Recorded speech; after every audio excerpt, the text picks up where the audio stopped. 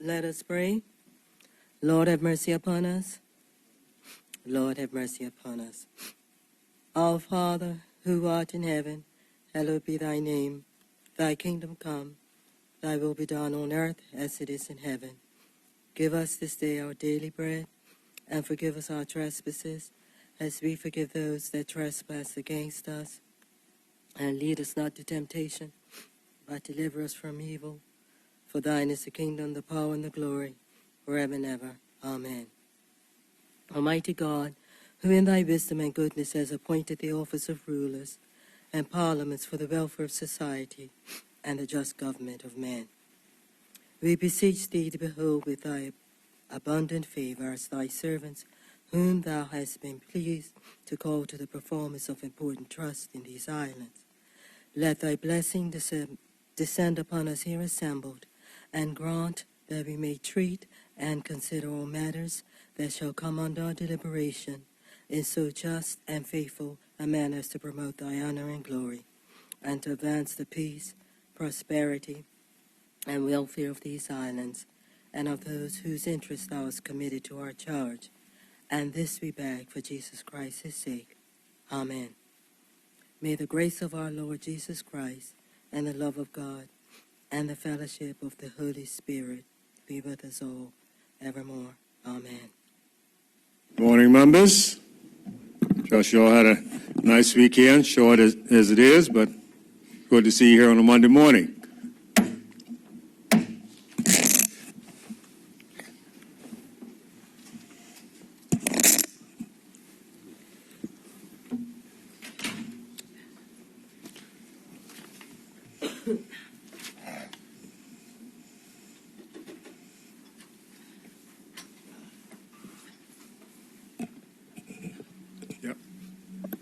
Confirmation of minutes.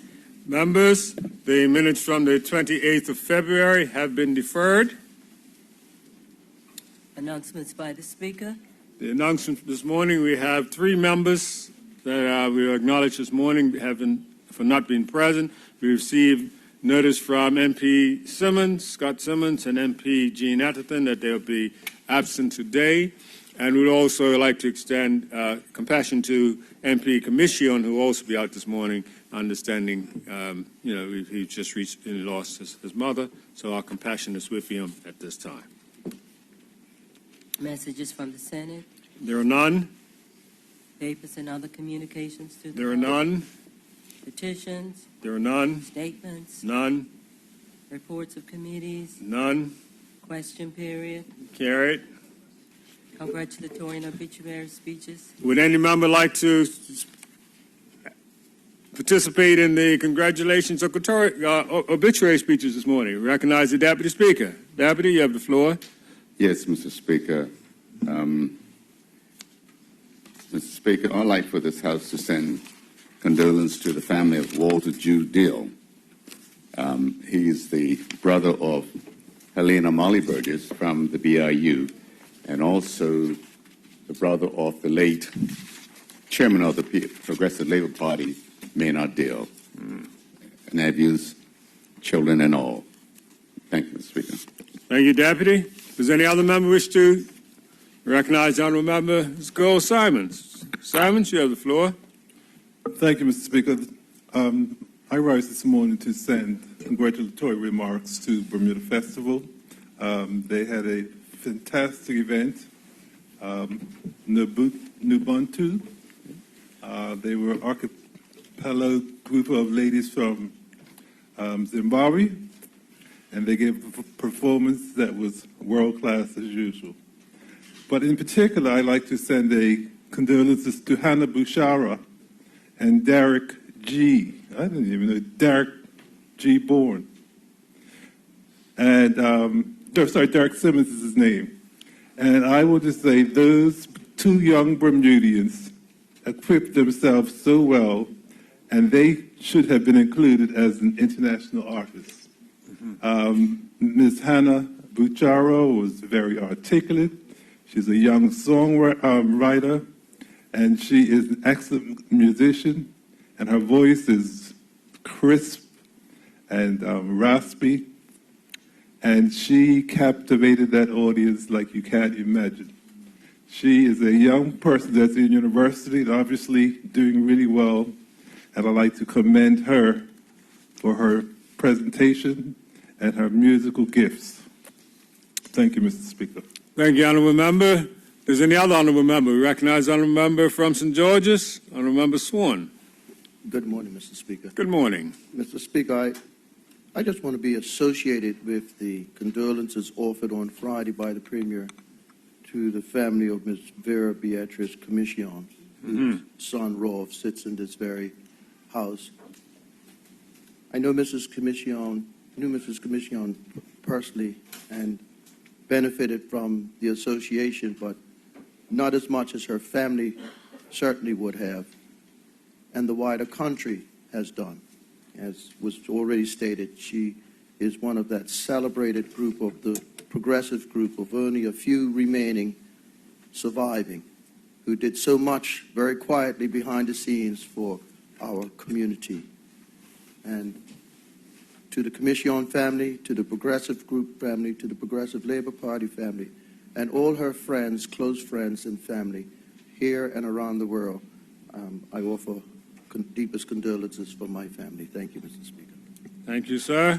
Does any other member wish to speak? We recognize the Honourable Member Smith. Honourable Member, you have the floor. Yes, good morning, Mr. Speaker. Good morning. I'd like to have congratulations sent to young Jack Berry from Somerset Primary, and I'd like to associate MP Cole Simons. He participated in a story writing competition. It's the Cullen's Book competition.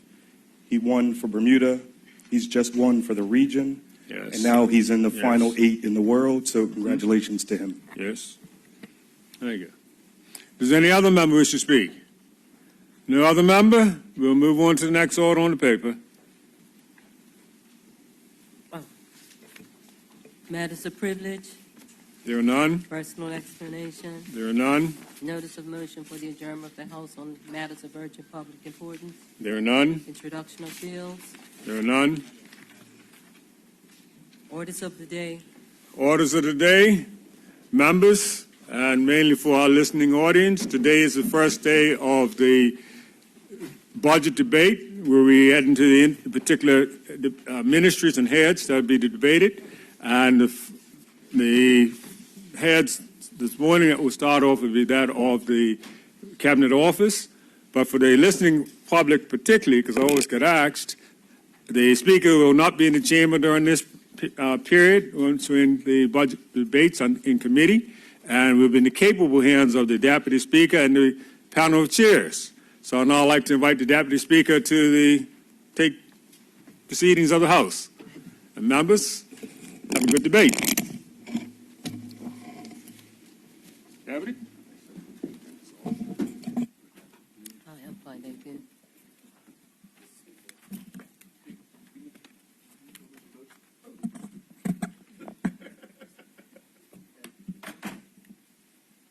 Mr. Premier, would you like to move us into committee? Thank you, Mr. Thank Speaker. you. Mr. Speaker, I move that the House to now resume in Committee of Supply to consider the estimates of revenue expenditure for 2020-21. Thank you, Mr. Premier. And Deputy will now take proceedings of the House.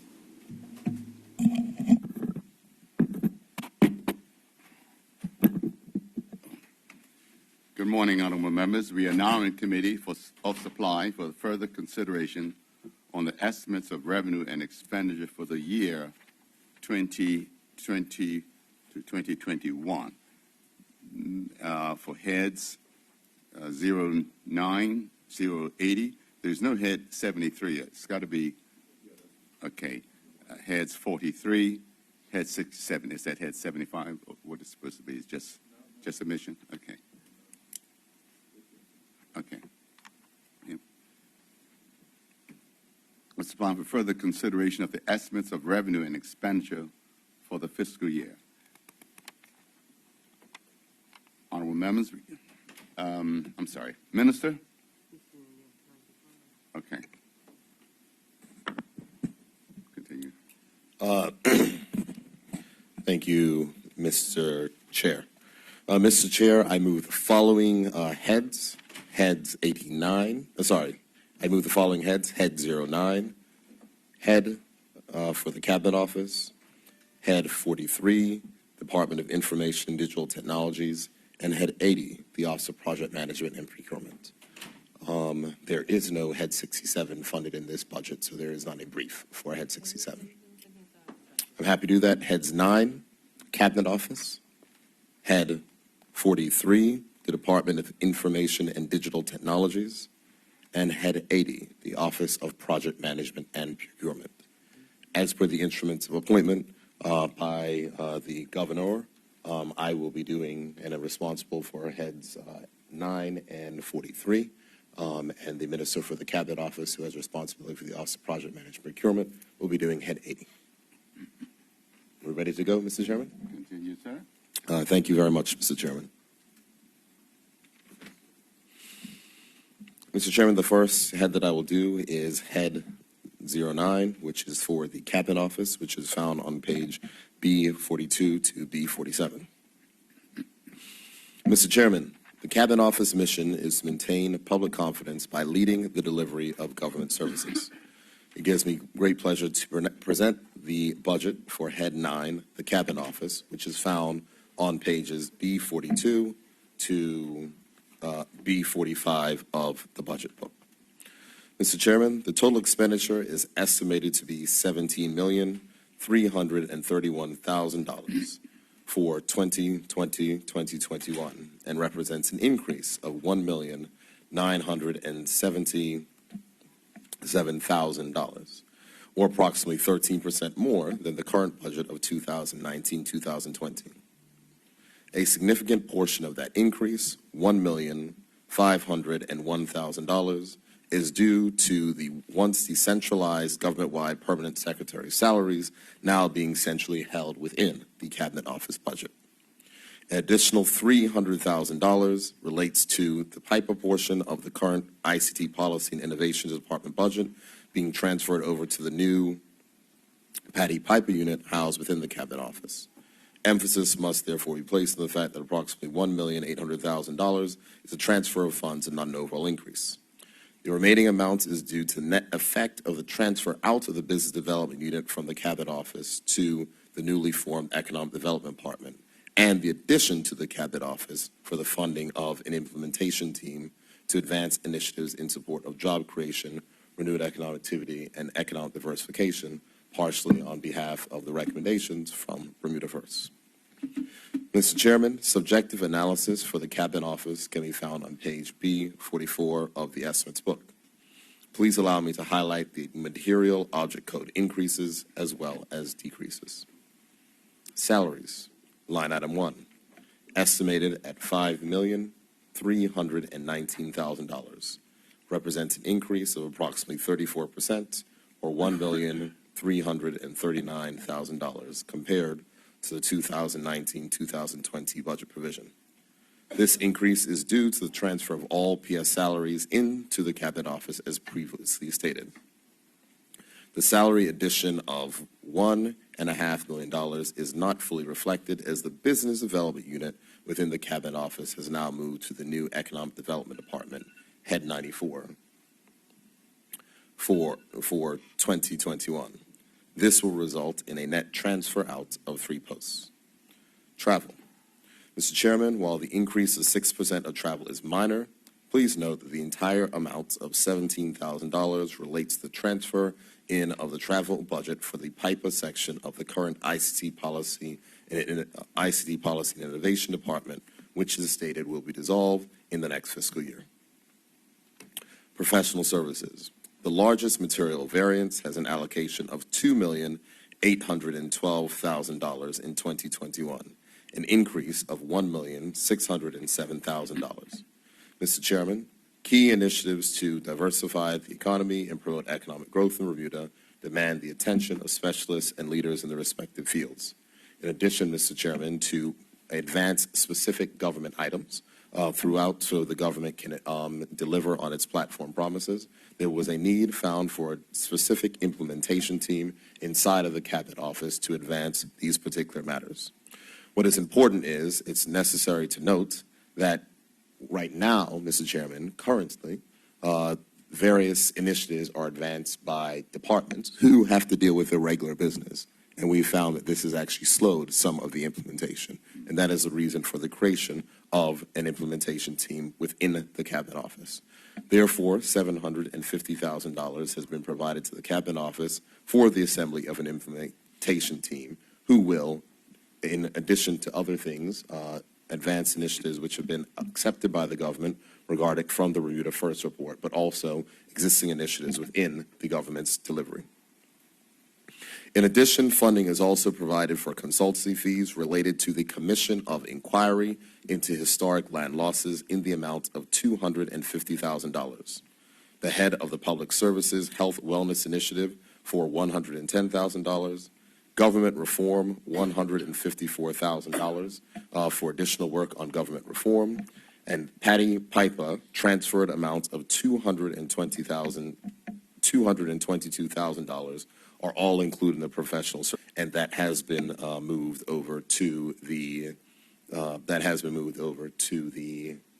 Cabinet Office. Finally, Mr. Chairman, public relations services and parliamentary research support, both for London and Brussels office, results in additional funding of $113,000 and $50,000 respectively. The government takes a proactive approach to media engagement in the United Kingdom and Europe, where there are always real threats to Bermuda's financial services industry. With a significant increase of new members of parliament following the UK general election in 2019, have the necessary access and data of the new MPs assist the London office with continued effort for UK parliamentary engagement. This also extends to the European Parliament utilized by the Brussels office.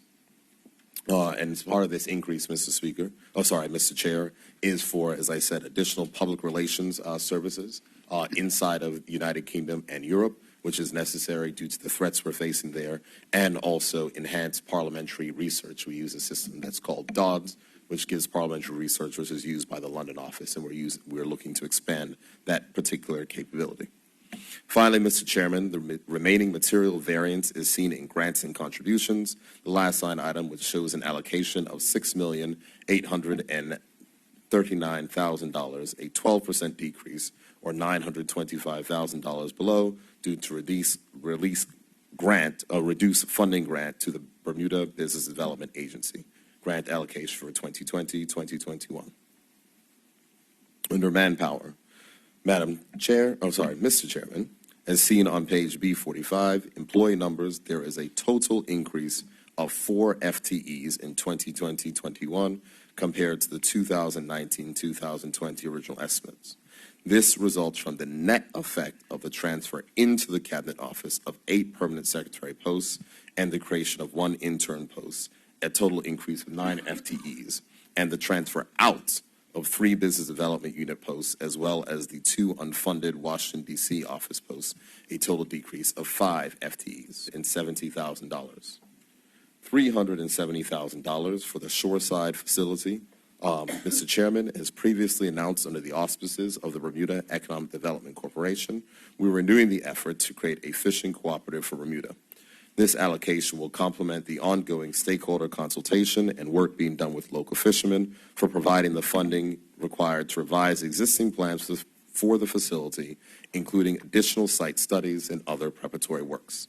The aim is to improve the economic fortunes of fishermen, improve access to market of local fish, and promote fishing as a viable career inside of Bermuda. A capital grant for the Bermuda Economic Development Corporation in the amount of $1 million to support the creation of an uptown development agency. Mr. Chairman, North Hamilton has been the subject of much discussion and some action over many years. The area North Victoria Street remains unique but untapped cultural appeal. There is an opportunity to enhance North Hamilton, and through this allocation, the government is determined to support the work of those who are invested in the area and whose interests are connected to its revival. Mr. Chairman, it's important to note that we would recall that in September, this House passed amendments to the Bermuda Immigration and Protection Act to create approved residential schemes inside of our economic empowerment zones. The job of the Uptown Development Agency will be to get those particular aspects moving ahead and recruitment, Mr. Chairman, is already underway from the Bermuda Economic Development Corporation into ensuring that this body can be up and running as quickly as possible in the next fiscal year. It is important to me personally, as the Minister responsible for economic development, that we do get construction going inside of the economic empowerment zones, specifically regarding the approved residential schemes, which were approved by this House, and this body is going to be driving that matter ahead. And that is the reason why specifically funding was assigned to that body, to make sure that those things can advance. Because what happens is, Mr. Chairman, oftentimes if you do not have funding and dedicated funding put towards tasks, sometimes those tasks don't happen. Mr. Chairman, $500,000 is provided for grants to community clubs. Mr. Chairman, Bermuda's top flight sportsmen and women often emerge from the youth development programs of the island's community clubs. These venues have nurtured a community spirit and a friendly rivalry that adds a much-needed lift to the mundane Monday to Friday many of us leads. Committed members do what they can, but more help is needed. Through these grants, the government will provide assistance with infrastructure and security upgrades so the buildings can mirror the immense pride that members and supporters have. Mr. Chairman, there also exists a capital acquisition funding in the amount of $4,000 set aside for office furniture and equipment. Before I turn my attention to output measures, Mr. Chairman, I would like to recognize that $370,000 for a shoreside facility, $1 million for the creation of an uptown development agency, and $500,000 for grants to community clubs, Mr. Chairman, is the exact opposite of what I would regard as status quo budget. Moving on to output measures. The performance measures developed in the Cabinet Office are found on page B46 and B47. I gotta go with you a little bit, Craig. The majority of measures outlined in the 2019-2020 have been or anticipated to be realized by March 31st, with continuance throughout the 2019-2020 period. Of note to mention, the Occupational Safety and Health Unit, 19020, has forecasted a rate of compliance of 85% for all ministries and departments across the public service to establish and maintain properly constituted and functioning workplace safety and health committees. The anticipated rate of compliance firstly reflects the actual intent and operational focus of the Office of Safety and Health Coordinator for the 2019-2020 period. Secondly, the compliance rate is activities across the entire public service on a sustained basis by the Office of the Safety and Health Coordinator has occurred and will continue in 2021 with the support of the representative bodies for public officers. Mr. Chairman, turning our attention to Business Unit 19080 on page B47, I would like to expand on the second measure. One of the data gathering process for this initiative was achieved through the budget development process. The zero-based budgeting form was used to gather data to evaluate services across government along with specific weighted criteria, which also looked at risks and consequences of not providing the various services, as well as the possible alternatives to categories of perceived importance to the public. Consultation will commence following the prioritization process. This is a complex, multi-phase process which will ultimately result in a roadmap for the provision of government services in the future. Mr. Chairman, please also allow me to expand on the last measure, the first cohort to begin the leadership program by October 1st, 2020. Currently, the public service lacks an organized leadership program, making it difficult to ensure a candidate pool is available for vacating senior and executive posts. A talent management task force was set up to address this and for permanent secretary and head of department posts once they become vacant. Candidates will be selected through manager or peer nomination. Candidates will then qualify for participation through job requirement comparison, assessment against the Government of Bermuda leadership competencies, performance appraisal review, and finally an interview.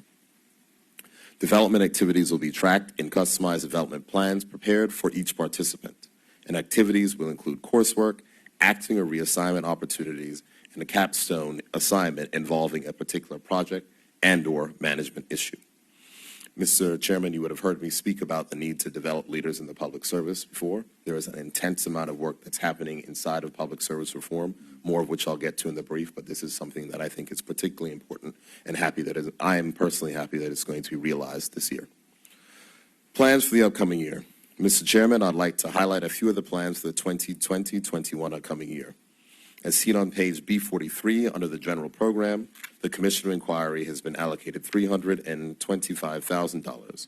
Pursuant to the Commissions of Inquiry Act 1935, on November 1st, 2019, I announced the appointment of members of the Commission of Inquiry into historic losses in Bermuda of citizens' property.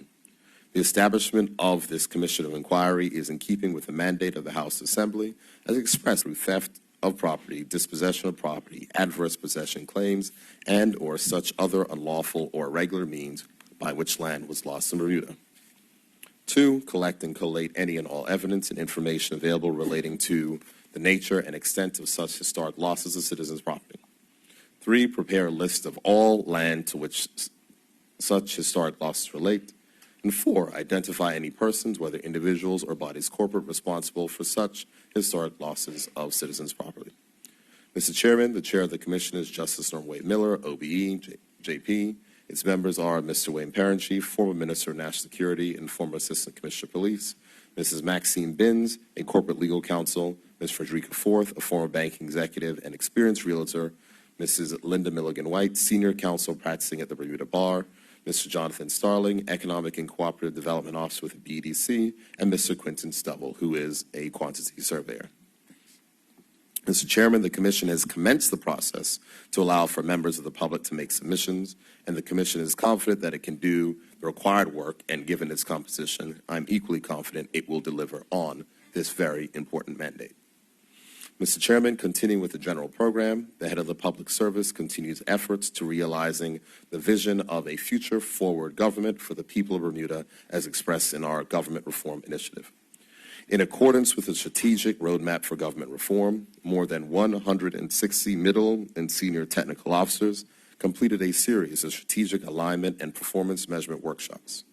Output from these workshops is evidence in the estimates of revenue and expenditure Blue Book for fiscal year 2020-2021 that is now before this honorable chamber. The workshops were key in assisting business unit managers with aligning their respective department's mission with the government's vision and to develop performance measures that are aligned with their government's priority for the 2020-21 fiscal year. So you would the honorable member for constituency number 23, who has an intense focus on performance measures this year, would have seen a change in some of them. Mr. Chairman, to help determine the future of government service delivery, an in-depth assessment of government services is required. The data gathering phase was completed as part of the budgeting process, and the output will form a 5-year public services plan. Simultaneously, program management for the government reform initiative is laser focused on 2 priority areas: our people and our technology. It is expected that technology will drive change in the public service. One of our goals is to achieve 100% paperless processing by 2023. A paperless task force comprising a number of technical officers with expertise in various disciplines from across government is actively engaging in delivering solutions. The task force has implemented a web content management system and web application framework to spearhead phase 1, which is the digitalization of government forms. The first forms, which will be rolled out this month in the Department of Health and the Registry General. Following successful completion of this pilot and demo phase, it is expected that officers in departments with customer forms will be identified and trained to use the software, which will enable individual departments to build digital forms themselves without the need for external consulting resources. All digital forms will be made available through the government portal. Mr. Chairman, achieving paperless processes is a multi-phase initiative. Phase 2 is the digitalization of files to transform paper records in various formats into standardized digital format, seamlessly synchronizing content and processes between premise, mobile, and the cloud. I'll say that one more time because it's a mouthful. Phase 2 is the digitalization of files to transform paper records in various formats into a standardized digital format that will seamlessly synchronize content between on-premise, mobile, and in the cloud, which means that they can be accessed in the office, on mobile phones, or from any location as long as persons have the security access to get access to the various documents. Phases 1 and 2 will be underpinned by the rollout of the paperless principles to ensure the alignment of institutional and staff capabilities across government. With regard to the people component of the reform initiative, the government is actively engaged in transforming the way that we deliver human resource services.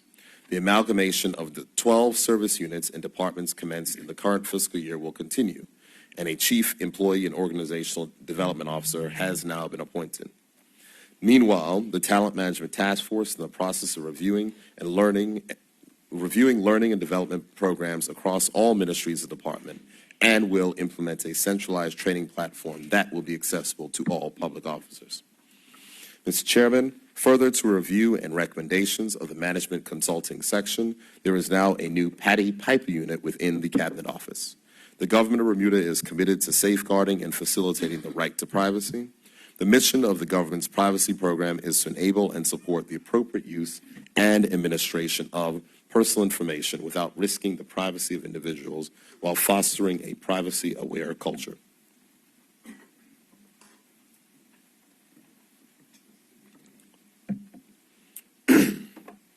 Mr. Chair, the government of Bermuda interacts with the public by collecting and exchanging data, using physical and electronic methods in the course of conducting everyday business processes.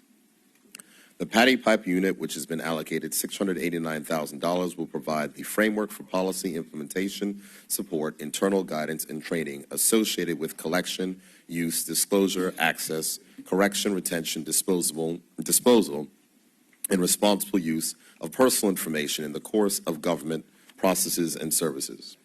The unit will also work with the Office of the Privacy Commissioner to support the jurisdiction's application for adequacy with the European Union and to promote and build awareness of privacy in the community. As briefly mentioned, there has been a separation of the Personal Information Protection Act, PIPA, from the former ICT Policy and Innovation Department, as well as the Public Access to Information Act from the Policy and Strategy section already within the Cabinet Office. The Patty Piper unit takes on the mandate of Patty and Piper implementation within the government and coordination of the respective piece of legislation. This unit will also work in collaboration with the Office of the Information Commissioner and the Privacy Commissioner. Mr. Chairman, the PIPA harmonization exercise requires a review of existing legislation as individual laws may contain aspects related to personal information and or data privacy that is now superseded by PIPA. In line with this need, a significant harmonization exercise has taken place with the Patty legislation. Amendments will be brought forward during this legislative session. Privacy is a rapidly developing area globally, and the introduction of the General Data Protection Regulations, GDPR, in Europe has resulted in some suggested amendments to our PIPA Act. Further, the European Data Protection Board has issued updated instructions on the conduct of EU data protection adequacy reviews. As Bermuda wishes to pursue an adequacy ruling from that board, additional changes to PIPA have been identified and will shortly be brought forward for consideration of honorable members. Mr. Chairman, privacy is affected by information technology security or cybersecurity, which is the protection of electronic data from criminal or unauthorized access and use. As privacy intersects with cybersecurity, the PIPA unit will work in collaboration with the Ministry of National Security to support the implementation of the Bermuda Cybersecurity Strategy. The unit will support the strategy by helping to introduce a bespoke cybersecurity certification scheme for Bermuda. This scheme will be based on Cyber Essentials, a world-leading, cost-effective assurance certification for organizations of all sizes. Cyber Essentials, which is supported by the UK's National Cyber Security Centre, helps to demonstrate to consumers and other stakeholders the most important basic technical cybersecurity controls that have been implemented. The Patty Piper unit also intends to include an assessment against PIPA as an option for users. This is important. Local organizations will be able to pursue a path to become a certification body, allowing them to offer services as local assessors and ensuring that Bermuda develops and retains skills within the jurisdiction. This program will aid in both cybersecurity and privacy education awareness and will help organizations, particularly small, medium-sized, and charitable entities, to develop safeguards for the most common cyber threats. Mr. Chair, as we move down to the Economic Policy and Foreign Affairs Program on page B43, we note that it has been allocated a total of $1,573,000. The London office has an allocation of $1,120,000 for the 2020-21 fiscal year. This office continues to provide valuable service to the government by maintaining our relationship and a high level of dialogue with the UK government, particularly through increased engagement with government departments across Whitehall. While doing so, this office works in cohesion with departments of the overseas territories on shared policy ideas across territories. The London office is responsible for engaging with both Houses of Parliament, the UK diplomatic corps such as embassies and high commissions, the United Kingdom Overseas Territories Association, the Commonwealth Secretariat, along with all UK-based Commonwealth associations. Bermudians living in the UK, including students, the general UK public to include private companies, civil societies and those who have a general or vested interest in Bermuda. The primary function of the London office for the fiscal term 2019-2020 was continue to monitor the reputational risks of Bermuda and defend Bermuda's regulatory regimes to the UK and Europe, ensuring Bermuda upholds a global competitive standard while monitoring the progress of the United Kingdom's exit from the European Union. Mr. Chairman, the functions of the London office for fiscal term 2020-21 are to enhance Bermuda's presence across the UK Parliament by proactively engaging with new and returning MPs from the December 2019 general election, to manage Bermuda's policy engagement with UK civil servants related to all matters as a result of Brexit during the transitional period, to support Bermuda's financial services regime, particularly on beneficial ownership, to participate at the COP26 summit in Glasgow to showcase efforts from Bermuda and the United Kingdom Overseas Territories in tackling climate change, and to implement political commitments made through the Joint Ministerial Council in March 2019. Mr. Chairman, it should be noted that the London office team continues to lead the government's effort to return the BMU code to Bermuda passports. It will be recalled that in October of last year, the minister met with the then Home Office minister responsible for this area. Since that time, both the Minister of National Security and the Minister for the Overseas Territories, the Minister for the Home Office and the Minister for Overseas Territories have changed, but we continue to press the issue with some urgency.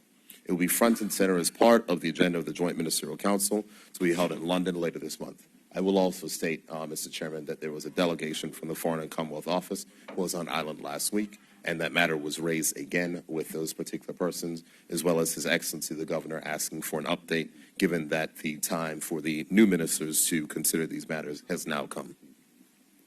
The London office is the government's official consular service to Bermudians living and studying in the United Kingdom and Europe. The range of immediate and on occasion urgent assistance required from the office is diverse. Throughout the years, the London office has identified key contacts amongst officials in the United Kingdom and therefore are able to deal with urgent situations effectively, either in the UK or through British embassies across Europe.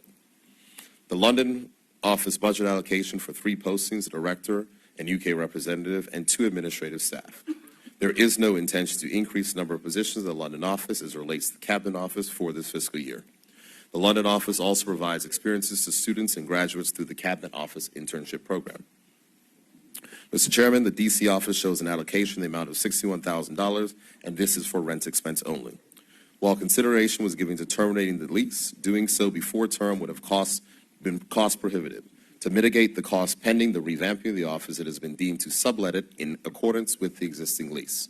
It's important to note, Mr. Chairman, that the $61,000 represents rent expense only. The items for the upkeep of the office have been moved to the professional services budget, which is outlined in the professional services budget, and the $61,000 does not reflect the net amount of money which will come due to the subleasing, as the subleasing is in progress. So there will be a revised figure to represent what the actual net outlay that the government is paying due to the sublease. Mr. Chairman, on the direction of the government's priorities of the fiscal term 2019-2020, saw the opening of the Brussels office in January 2019 to complement the London office in ensuring greater outreach in Europe. The objective of the Brussels office is to maintain relationships with key stakeholders and decision makers on the ground in Brussels while establishing new connections and complementing the work which has been done in the past. With the United Kingdom's exit from the European Union, the objective of the Brussels office for fiscal term 2020-2021 will be to maintain close dialogue with the European Commission and European Parliament, to facilitate access to the Premier and ministers to key persons in upholding the government's presence in Europe, and to work under the direction of the Ministry of Finance in working with the European Commission and Council for the government's priority in Europe being compliant with the EU economic substance regime. The Brussels office is managed by the UK representative through the London office. The work on the ground is overseen by the EU representative with assistance from graduates and students who have gained experience through the Cabinet Office internship program. The office has been allocated a total of $392,000 in this upcoming fiscal year. And Mr. Chairman, as I noted, the existing representative for the Brussels office will be transitioning out of her role at the end of September, and will be looking to fill someone newly in that role, and it will most likely be one of the Bermudians who has been working in that office, who has been working in Brussels, not in that office, and is likely to be able to transition into that role effectively. Mr. Chairman, at this time, I'd like to take my opportunity to extend my thanks to all the staff of the Cabinet Office for their ongoing contributions and dedication to servicing the people of Bermuda. That, Mr. Chairman, concludes my presentation on Head 9. I would like to move, with your permission, now to Head 43, the Offices of Information and Digital Technologies. Continue. Thank you very much, Mr. Chairman. It gives me pleasure to present the budget for Head 43, the Department of Information Digital Technologies, found on pages B62 to B65 of the budget book. The department's mission is to secure information and digital services that streamlines processes to facilitate the government's strategic business objectives. The department seeks to fulfill its mandate by empowering ministries, departments, and civil servants to improve productivity and services by providing IT consulting services and core IT infrastructure at a reasonable cost. Furthermore, we work with departments and ministries to identify and progress opportunities for the creation and deployment of online content, transactions, systems, and services that meet the needs of the government, citizens, businesses, and the volunteer sector. Expenditure Overview. Mr. Chairman, the total current expenditure for the Department of Information and Digital Technologies, found on page B62, is estimated to be $7,013,000 for fiscal year 2021, which is an increase of $386,000 more than the 2019-2020 fiscal year. Mr. Chairman, the subjective analysis of current account estimates of the Department of Information and Digital Technologies is found on page B63.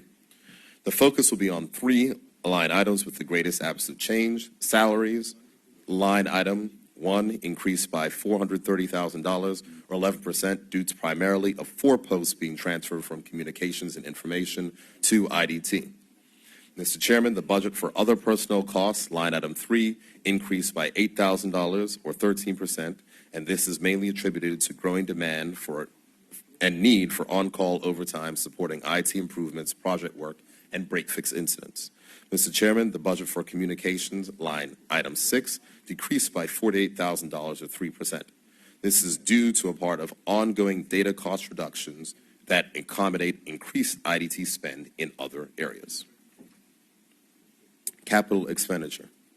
Mr. Chairman, the capital allocation for the Department of Information and Digital Technologies can be found on page C10 and makes provision for new capital expenditure in the amount of $3,575,000, an increase of $1,635,000.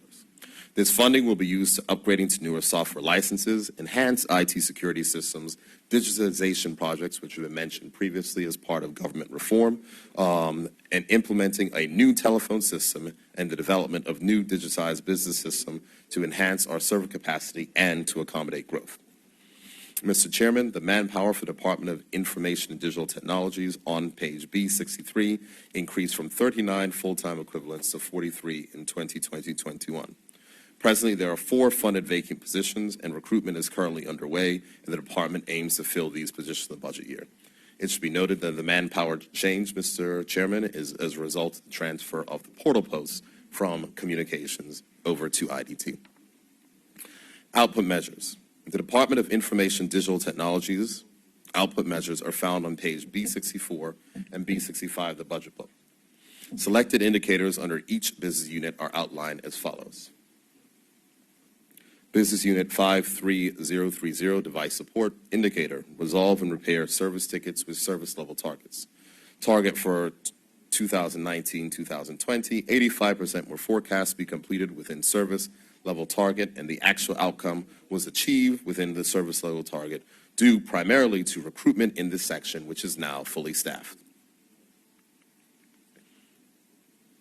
The target for 2020-21 is 85%, due in part of the implementation of modernized device management systems and desktop upgrades. Business Unit 53035, Network Support, Indicator, Network Monitoring, Resolve, Repair Service Tickets within Service Level Targets.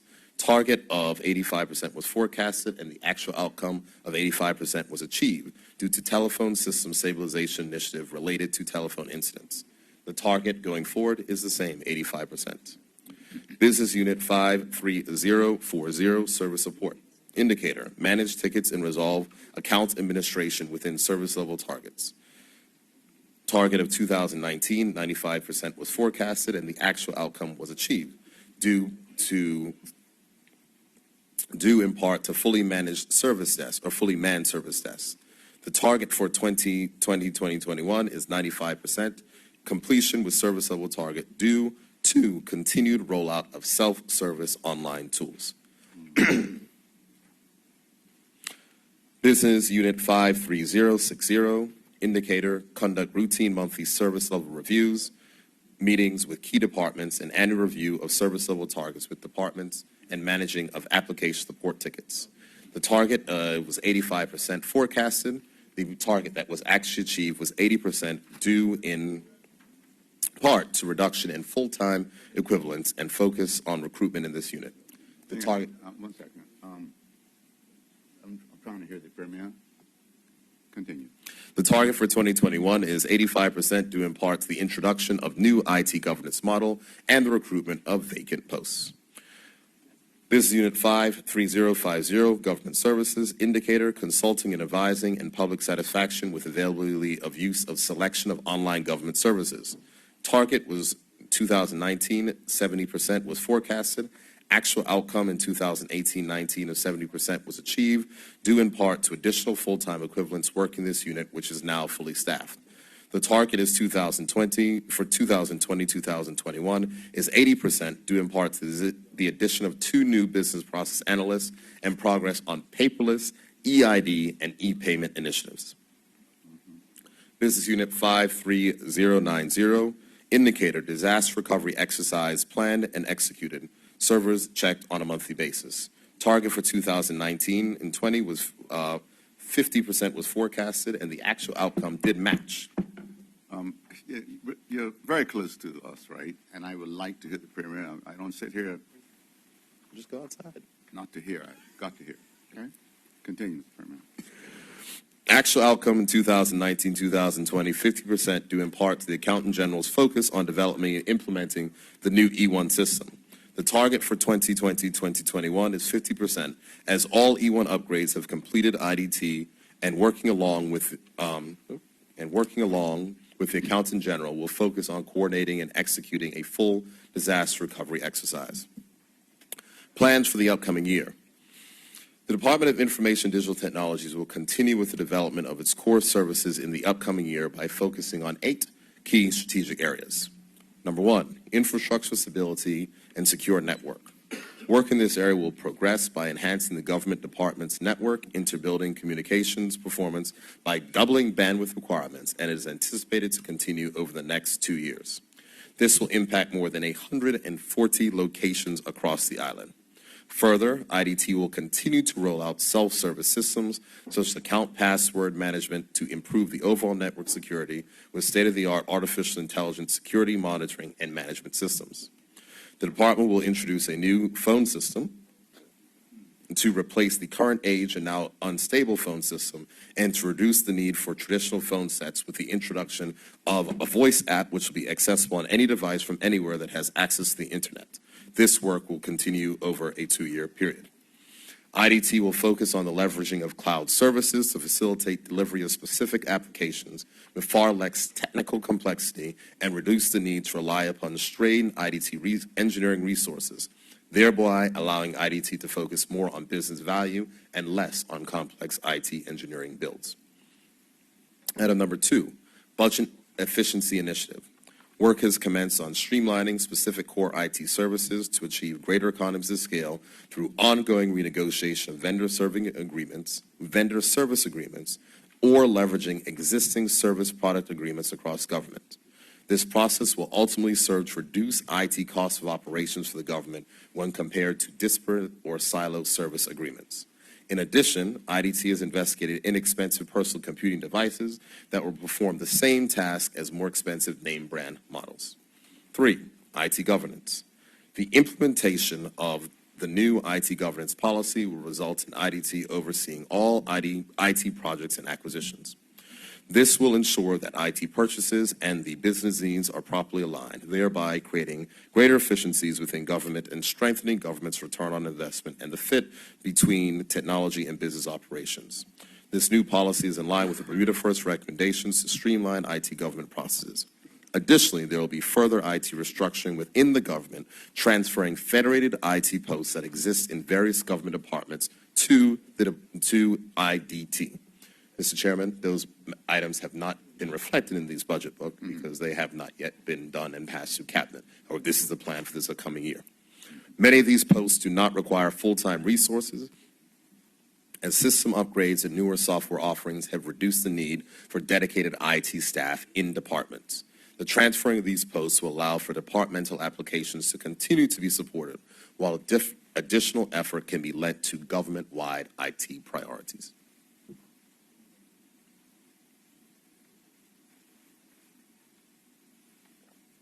Number 4, e-payment. This year, IDT will roll out online payment capabilities for a variety of government services. IDT will continue working in conjunction with Education, Youth and Sport, and the Accountant General Cash Desk on a standardized e-payment toolbox so that online payments can be easily integrated into existing applications and reconciled directly with the Accountant General's Enterprise One system. The auto-reconciliation will make the process of receiving online payments more efficient, as it will eliminate the need for re-entering online transactions into the accounting system. Electronic identification, EID. IDT, in conjunction with the FinTech team, has been advancing the EID project.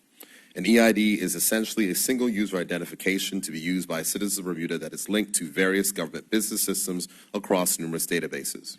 A partner was selected for an EID service proof of concept for digitizing the paper-intensive and time-consuming KYC process.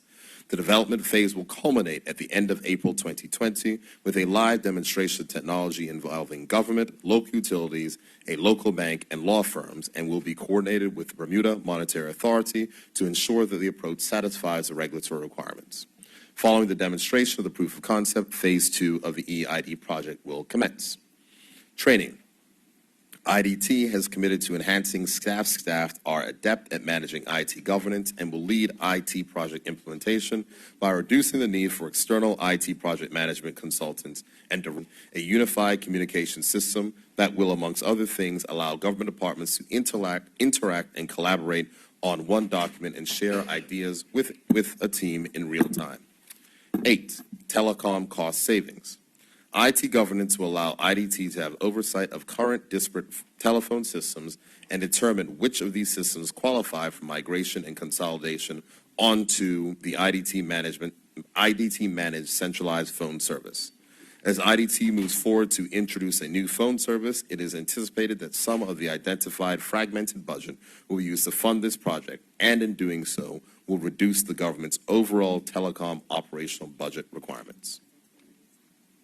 Mr. Chairman, information technology drives innovation, and innovation is the path to business success. In 2019-2020, IDT underwent a comprehensive review by management and consulting services to ensure proper alignment of resources and structure that would meet the government's ever-growing IT demands to deliver, as we seek to maximize efficiency with the use of technology, staffing, and service delivery. IDT has developed a Phase 1 right-sizing plan to hire new recruits within the department to facilitate current IT workload, which is placed on strained IDT resources. Mr. Chairman, This year will be an important year for the Information Digital Technologies Department. With a significantly enhanced capital budget, the department will be expected to deliver on IT improvements that will make the government more efficient.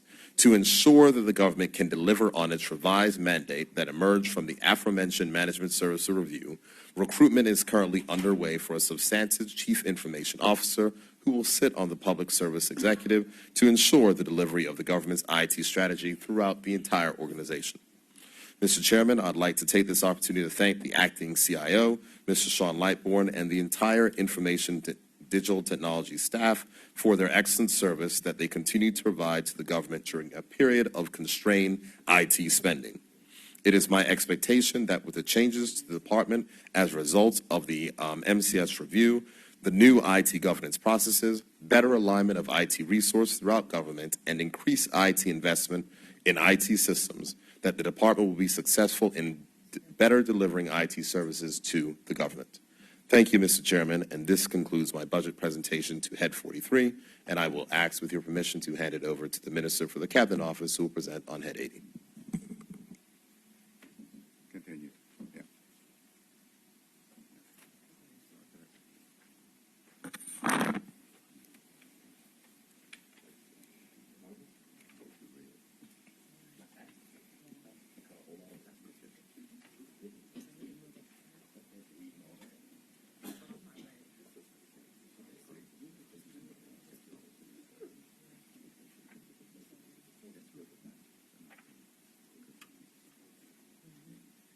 Mr. Chairman, should I start? Continue. Okay. Good morning. Mr. Chairman, it gives me a great pleasure to present the budget for Head 80, the Office of Project Management and Procurement, found on pages B75 to B77 of the blue budget book. Mr. Chairman, the mission of the Office of Project Management and Procurement is to provide oversight and guidance in project management and procurement, and to ensure transparency and value for money. Mr. Chairman, when we look at expenditure, the total current expenditure is estimated to be $930,000 for 2020-21. There's no increase in the budget from the previous year, increase or decrease from the previous year. The total of $1,000 is allocated for capital expenditure for 2020-21, as found on page C10 of the budget book. As indicated in the budget book, these funds are for the purchase of much-needed desktop PCs. Mr. Chairman, there is no additional funds budgeted for manpower for 2020-21. Mr. Chairman, there are 2 vacancies within the established posts. The office is comprised of 8 professionals, including a director, procurement manager, senior project manager, 2 project managers, quantity surveyor, contracts and compliance manager, and administrative assistant. These professionals have experience in procurement, project management, quantity surveying, contracts, compliance, and administrations. When we look at the output, Mr. Chairman, the office performance measures for 2019-2020 are set out on page B78 of the budget book and are as follows. Assist public authorities to save, reduce or avoid 5% of costs in managing capital projects. The office has implemented the Code of Practice for Project Management and Procurement and is in the process of implementing guidelines for managing capital projects. It is anticipated that over time, cost savings will be realized by the introduction of a consistent, standardized approach to project delivery. There is a significant opportunity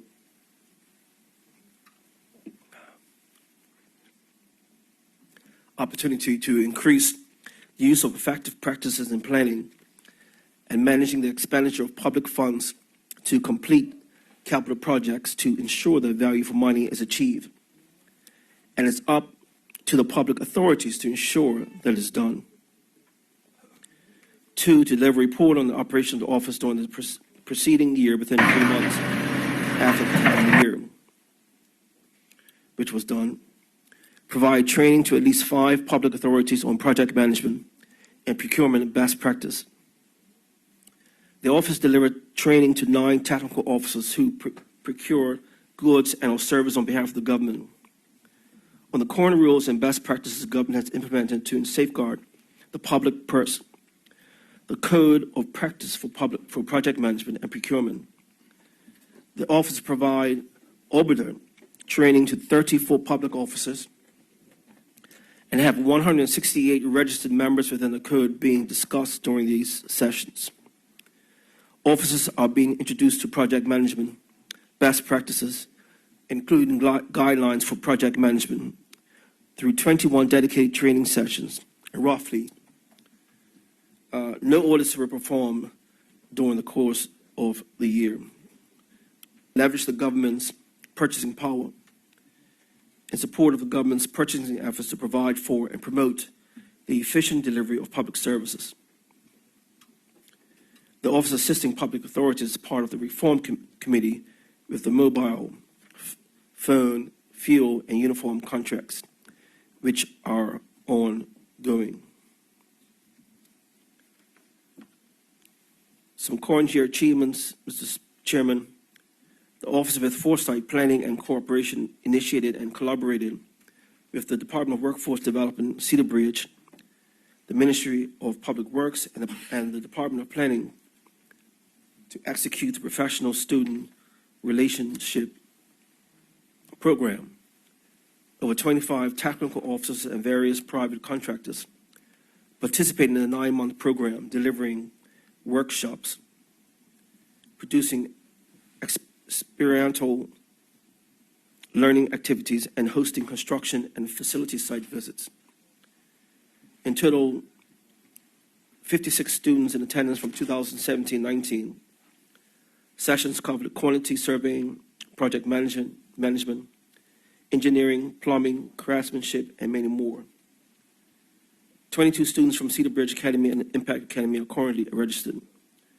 Through the help of professionals, our young people are better placed in the world of work or further education with additional resources, more private and public skills benefit. Just want to touch a little bit more on that. So we said that the actual budget for the department is $930,000. This is B75 and B76 is a breakdown of it. So you see that the actual amount for last year was $877,000 for salaries. The revised amount is $877,000, and again, $877,000 has been budgeted for this year. Personnel costs, no change, $3,000. Training, no change, $8,000. Travel, no change, $7,000. Communications, no change, $8,000. Rentals, $1,000, no change from last year, and even the previous year. Repairs and maintenance, $4,000.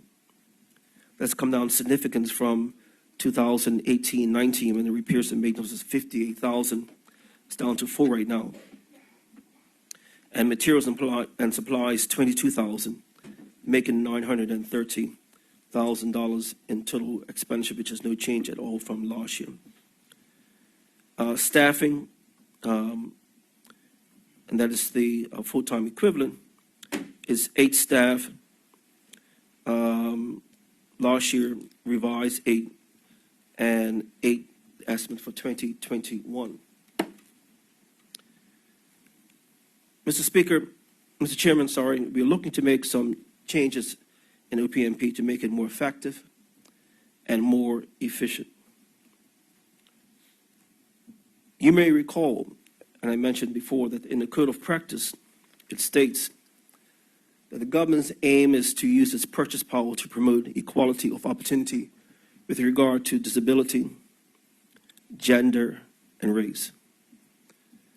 Facilitate the establishment of a more level playing field and diverse contractor base by ensuring that specified businesses, and I'll define what that is in a few minutes, have access to an opportunity to win government contracts and to work with local contracts to support the local economy.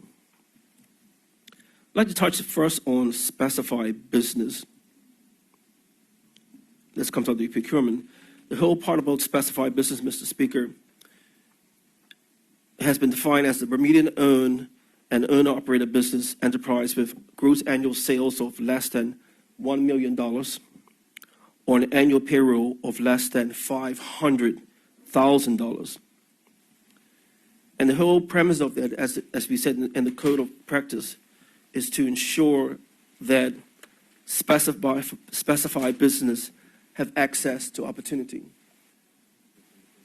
There has been no way at all to measure how much small business has actually been able to work the government has been given. We have now put in place a code, so every small business has a code, and I'll use the code 1 as an example, which identifies small business. This has never been done before. So now government can actually print out how many small businesses actually on dollar value actually get the contracts. Well, we must go a little further, Mr. Speaker, because what we said at the very beginning, that the government's aim is to purchase power to promote equality of opportunity with regard to disability, gender, and race. And unless you have a method of measuring that, you cannot know whether you fulfill what your objective and your goal is. So very soon, we're working also on the idea of how to put those businesses in those categories: disability, gender, and race. We already have under the threshold of the matrix of allowing, by measuring under the matrix, there are 5 codes. So let's give an example, Mr. Speaker, Mr. Chairman. If myself and the honorable member Patricia Pamplin Gordon was to go for a contract, she would end up probably with a 5 because of her gender, and because she's been more disadvantaged in the past, she may get a 5, and I may end up with a 1. But Mr. Speaker, if I'm up against, based on the race part, and I used my good friend Michael Duncan as an example. Now, remember, there's 100 points in the whole aspect of it.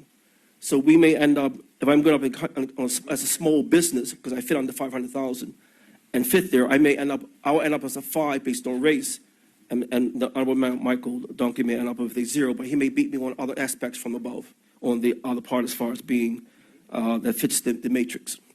So these are the things that the government is working on to improve, to ensure that the procurement and the whole idea of giving opportunity for small business and those who have been disadvantaged in the past will be accounted for.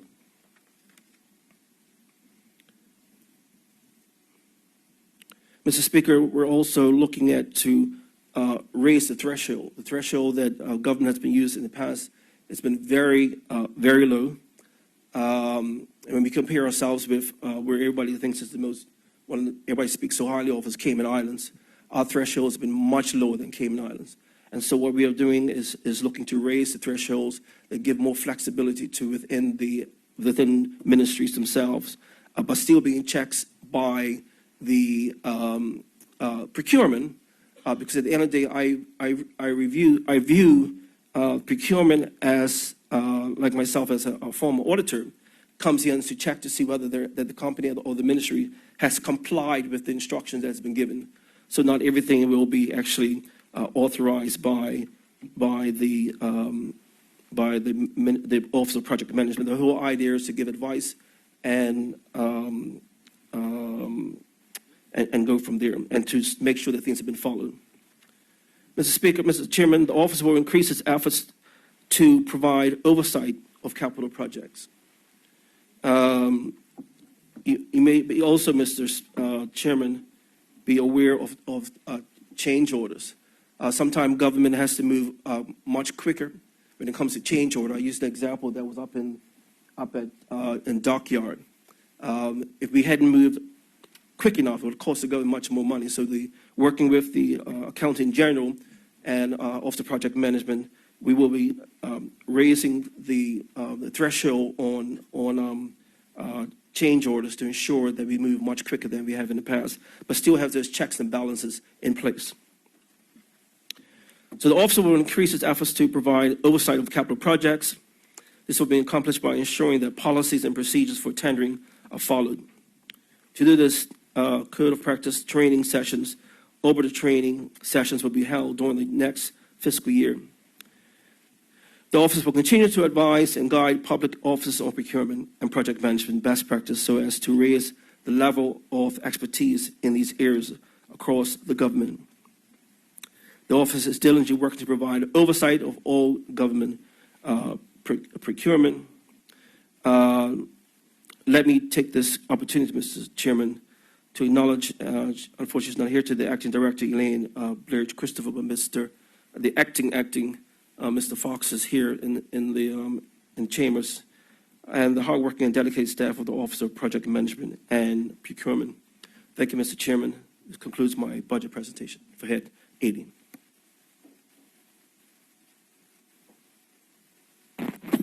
Thank you, Honorable Minister. Any further speakers? You have 55 minutes. Yes. Thank you, Mr. Speaker. Let me first start off by saying I did quite enjoy, as the Premier presented some of the information throughout the Heads and Cabinet Office, some of the detail that was given. Much appreciated, and I'm sure that the public trying to understand exactly what it is sometimes that we do. Some of the terms and like I-series, or they don't understand this stuff. To listen a little more about that from the Premier is very, very helpful. Understanding also he's a bit of a techie. Sometimes he might forget that he wants to break it down, and he did. So we're grateful for that.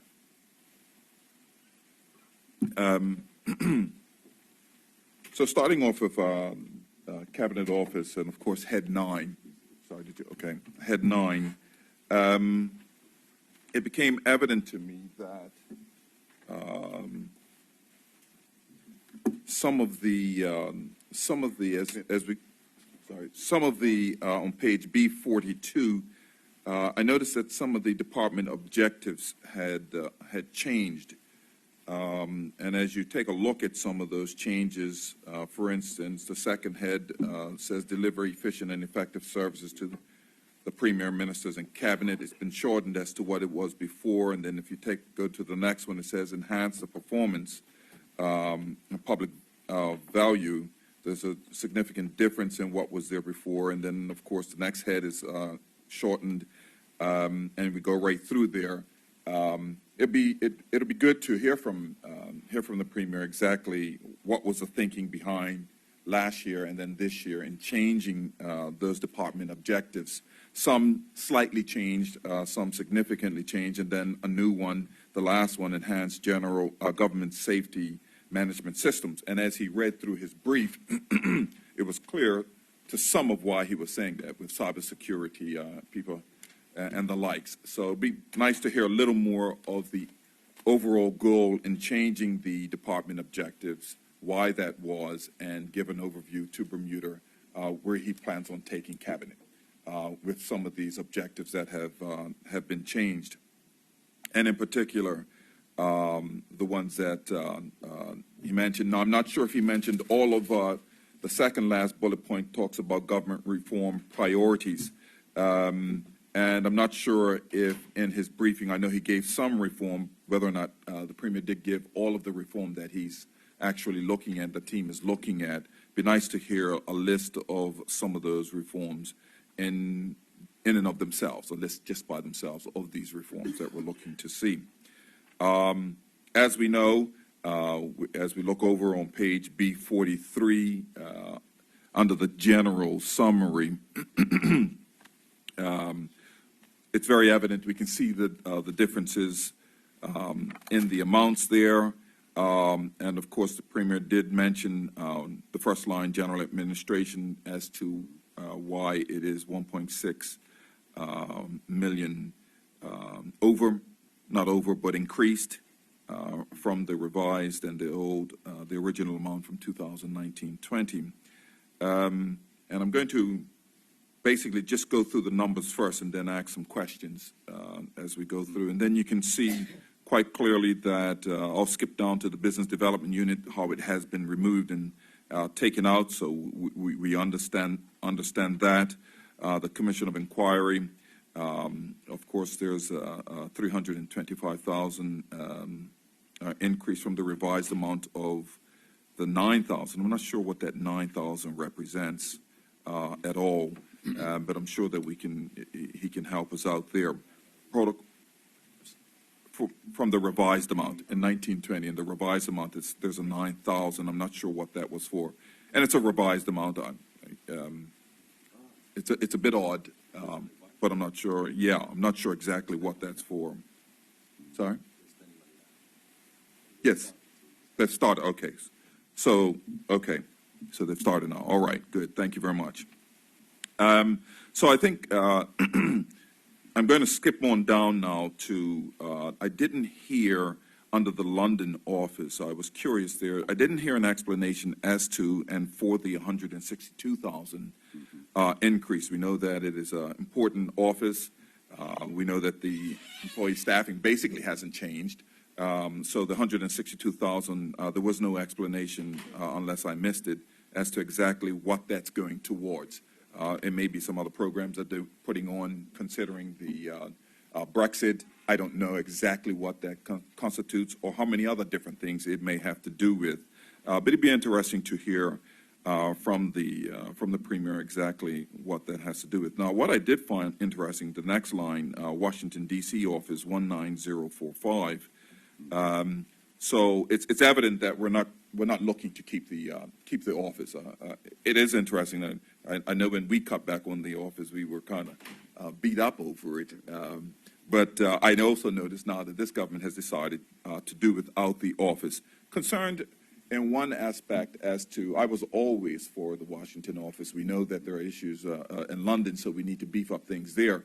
But with the way that things are going around the world, I'm curious as to how we're supplementing that relationship, what we established as a Washington office and what it was doing. What have we now done to replace that, knowing that our relationship with the United States is a very close one? What exactly are we doing now that replaces that? Do we have someone locally here that flies back and forth, conference calls and the likes? What exactly are we now doing to replace that relationship? And I guess as far as details concerned, the 61,000, he did explain exactly what there was. We're looking to sublet that. So I'm curious as to whether or not we've actually been able to sublet it as of yet. Do we already have a tenant or someone that is taking over the empty space? And with the equipment and the likes that was within the office itself, that we actually purchased to help running it, what are we doing with those? Whether it was photocopiers, I don't know, internet, that kind of thing. What are we doing with the equipment that was there, furniture and the likes? Does that go along, stay there with the new tenant potentially? So it'd be interesting to hear about that. And when did we make that decision? When did we make the decision that we were not going to have the Washington office? And in making that decision, was it a recent decision? Was it a decision made in the last year, and you were just moving to this? When did we actually make that decision? I think I had another question to that, but I'll move forward with some of my questioning. Under the Brussels office, obviously we recognize that this 51,000 increase there. We didn't hear exactly what that had to do with the 51,000, and also understanding now that I believe we're going to be moving on. The head of the Brussels office is moving on, and it's most likely that the person that there's going to take over that space. Are we going to replace, however, the position? He made that clear, But he didn't make it clear who was going to replace the person that's going to take over the position. The person that's already there most likely will take over the head, but who's going to take over that position, or are we not going to fill that position? Maybe they're not going to fill it, I don't know. But there will be a vacancy in a lower position per se. Are we going to fill that position? So it'd be interesting to hear from that. And, sorry? I don't know. You mentioned that the lady there's two people there. So so if she moves up in Brussels, yes, she moves up, then who will replace her as she moves up into that position? Or maybe you're not going to replace it, I don't know. Okay, so if we can get some details concerning that. And understanding, again, the importance of these positioning right now, I think Bermuda really needs to up and amp its international relationships, considering all the variances and crazy things that are going on right now. It'll be very, very interesting to see how he's going to fill the Washington office, replace that, and the likes. I was also curious with the he mentioned, where is it now? Let me just make sure I get it right. He also mentioned, just up a little further there, Deputy Speaker, 19085, Patty and the people unit. Obviously, that's, I wasn't quite sure of, so this 689, so they're falling under the same budgetary restraint, so the whole budget is for both these units? Because I would consider them to be two different units. It's just one? Okay.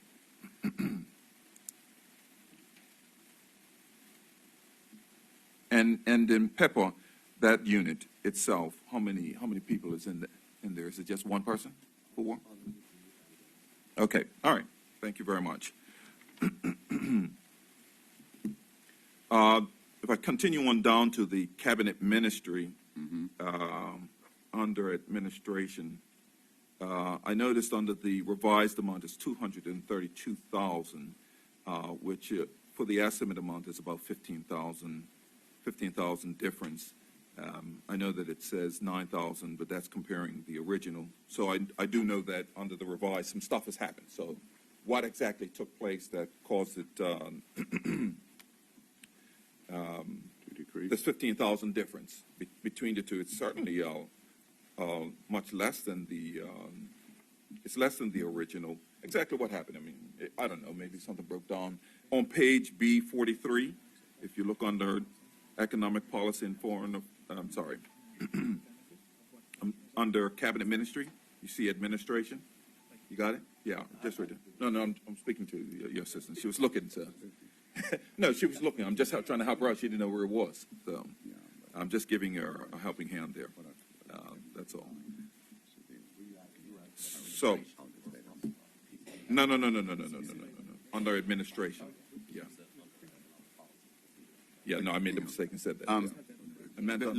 What we want to do, just ask the questions for the benefit of all, because these little conversations can be heard by all. Yeah, thank you. Okay. Yes. Thank you. Appreciate it. Yes. So if we could find out there a little more about what's happening there.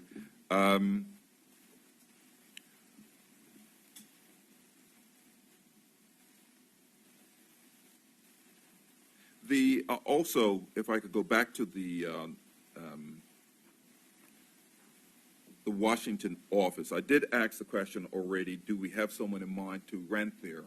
And the 61,000, the Premier gave an answer, but it seems to be more. Is that just interest?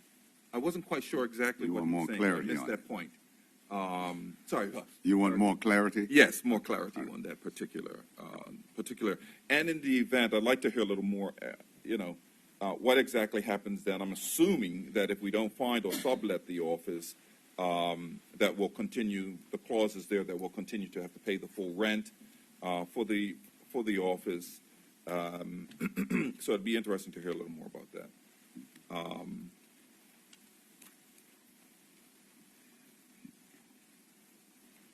Let me just scroll down here. Give me just a second here. Yeah, take your time. So what's happening here?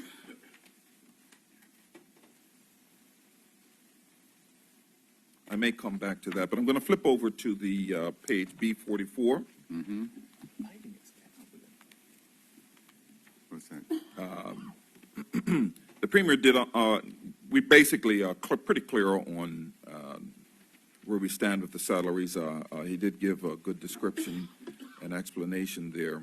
Under the wages, though, I was curious as to how many people fit within that category, just below there for the anticipated 260,000.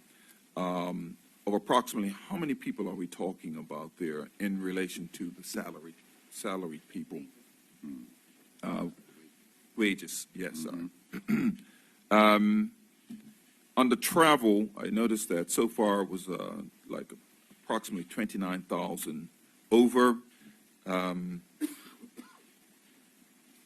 Was just curious as you take a look at the numbers we anticipate.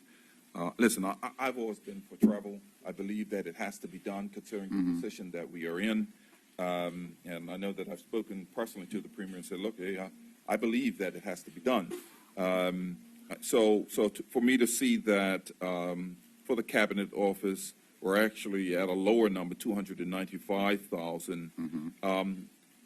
What's changed? What objectives have changed that caused that change to go down by that amount? I mean, if you take a look at it, it's what, about 20,000, a little over 20,000.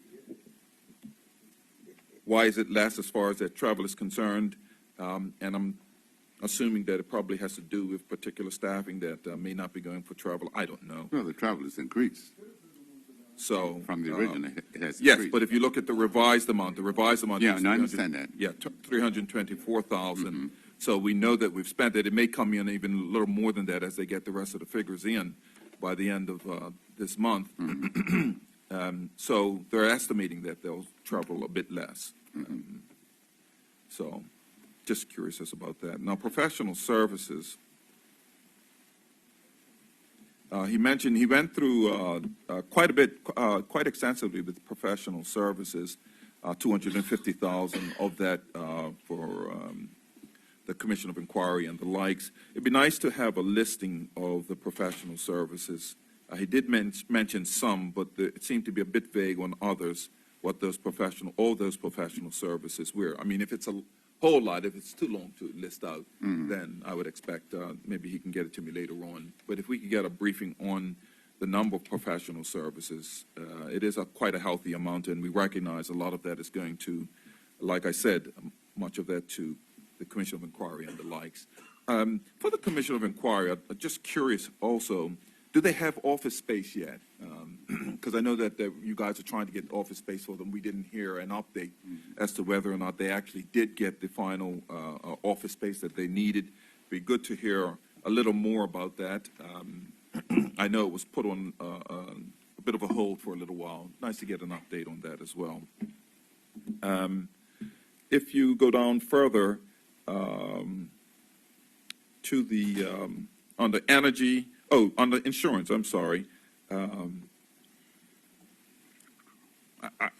There was no explanation at all about the insurance. It was an interesting decrease. I don't know what that decrease has to do with, whether it's a new negotiated amount or anything, whether we're not covering something. I don't know. It's a small amount, but it's considering the total amount, it's less than almost, it's more than half, cut in half. So just be interesting to hear a little more about that as well. Other expenses, I was looking at that as well.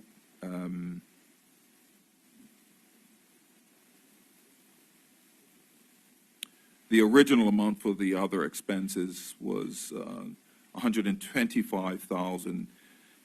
So far, for the revised amount, it's up to $136,000, and what we're anticipating is $205,000 for 2021. So obviously, we're anticipating doing a little more under the other expenses. I don't know what it entails. I haven't a clue. So it just could be miscellaneous stuff.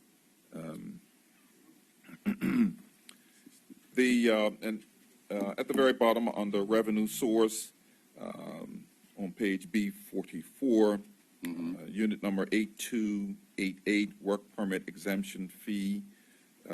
We see that it's, we have a revised amount of $260,000. There's an estimate of $150,000 for this upcoming year, 2021. Be interesting to hear about that as well. We didn't get an explanation on that. Now, as far as the training is concerned, also, it'd be good to find out Were you what the new going training back is. up in the Sorry, expenditure? on page 44, yeah, because Yeah. If you go back up to training, you'll see on the same page, be good to hear the new training that's going into place. It's something that we support. Most definitely, we need to do as much training as we can. Usually, probably is one of the first places that you cut back on, but it'll be interesting to see what that new training will be about and what entails there. Okay.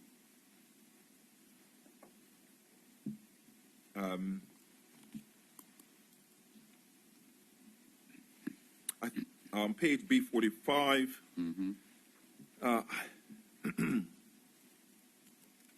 I believe the Premier gave an explanation to the unit number 19015, the policy and strategy, why there was a reduction under the employee numbers there.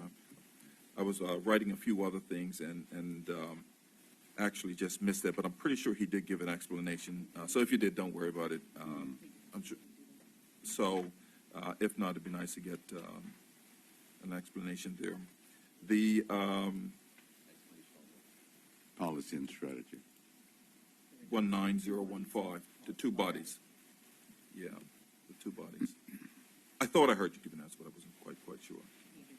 The people know. Also, under Head of Public Service, 19080, we have three under the Head of Public Service. If we could find out, if you could let us know what those titles of those three different positions are, it'd be good to know. Now, if I go over to the page B46, under the performance measures, if you go down under Business Unit 19015, Policy and Strategy, liaise with departments and ministries to increase their uptake of advice and service at the initial stages of policy development. That's been discontinued. Yeah. And I guess the question would be then, did we believe that it was just not needed, or have we replaced it somewhere else in a different form, considering that the Premier is going through quite a bit of reform within Cabinet? And over to the following page, B47, at the very top there, Business Unit 19080, Head of Public Service. I noticed here gross misconduct cases will be adjudicated within a 8-week period of time. The target outcome projected is 60%, and it goes back to 6%. Just curious as to, is it not, do they not have the manpower to keep up with this here, considering these kinds of cases can blow out of, get pretty nasty when we're looking at gross misconduct? How come it's not within 8 weeks? There must be a reason for that, and only 60%. You want to get that stuff out of the way as much as possible and as quick as possible. Takes time. Takes time. Yeah, I was always told in leadership is if you've got to remove someone, if you spend more than 20 minutes doing it, then you're in trouble. So underneath the customer complaint logged and responded within 48 hours, it's 100%. But just above that, develop a 5-year public service plan that requires the review. These are all new initiatives. And I must commend Cabinet Office for these new initiatives. It's nice to see that these new initiatives have been put in place. Develop a 5-year plan, public service plan, that requires the review and justification of services provided by government by June of 2020. I'm not sure what format they plan on using that or coming to that conclusion. be nice to expand on that just a little, so that the public is aware that it's a positive, very positive thing, and how that's going to happen. So with head 9, I'll sit and allow, because I know I don't have much time, but I'll sit and allow some answers and then go from there. If you don't Any mind. further speakers? The chair recognizes the honorable member, Pat Gordon-Pamplin. Thank you, Mr. Chairman. I just have one very brief question, and that's on page B46 on the 46. performance measures in respect of Business Unit 19015. And it is the third bullet point down, which indicates that for public accounts, public access to information to respond within 5 working days to requests for assistance with admin and legal aspects. There's been 100% actual outcome forecasted, targeted. It's 100%. I'm just curious as to what numbers of requests are they getting to be able to achieve this 100%? And I mean, it's good to have 100%, but are we talking about 1 or 2 requests? Are we talking about 10 or 20? Any further speakers? The chair recognizes the honorable Deputy Opposition Leader Leah Scott. Thank you, Mr. Chair. I have a question about the BDA, and I'm not sure whether I should ask it under 0901 You're on page B43. B43 43. under 0901 general, and then 19,000 general administration. Because I believe that it's been subsumed into this. And so my question is that, oh, okay. My question is, what is the direction of the BDA, considering the funding that they get? Over the years, the BDA has kind of devolved into a conference coordinator, and it hasn't given as much value to industry as we think that it deserves. For example, there was a conference in London last November, and most of the people that were there were from the BDA. And so, When you talk about the BDA for the listening public. sorry, Bermuda Development Agency. Thank you, Mr. Chair. So it's concerning that there was a large contingent and the amount of money that was spent on that. And if we are looking to bring revenue and foreign direct investment into Bermuda, then I think there needs to be a balance. And so I'd like to know what their strategic plan is and what the direction is. And are they looking at how they can best utilize the grant that they are given from the government? Any further comments? Any further speakers? Okay, I call upon the Premier to respond.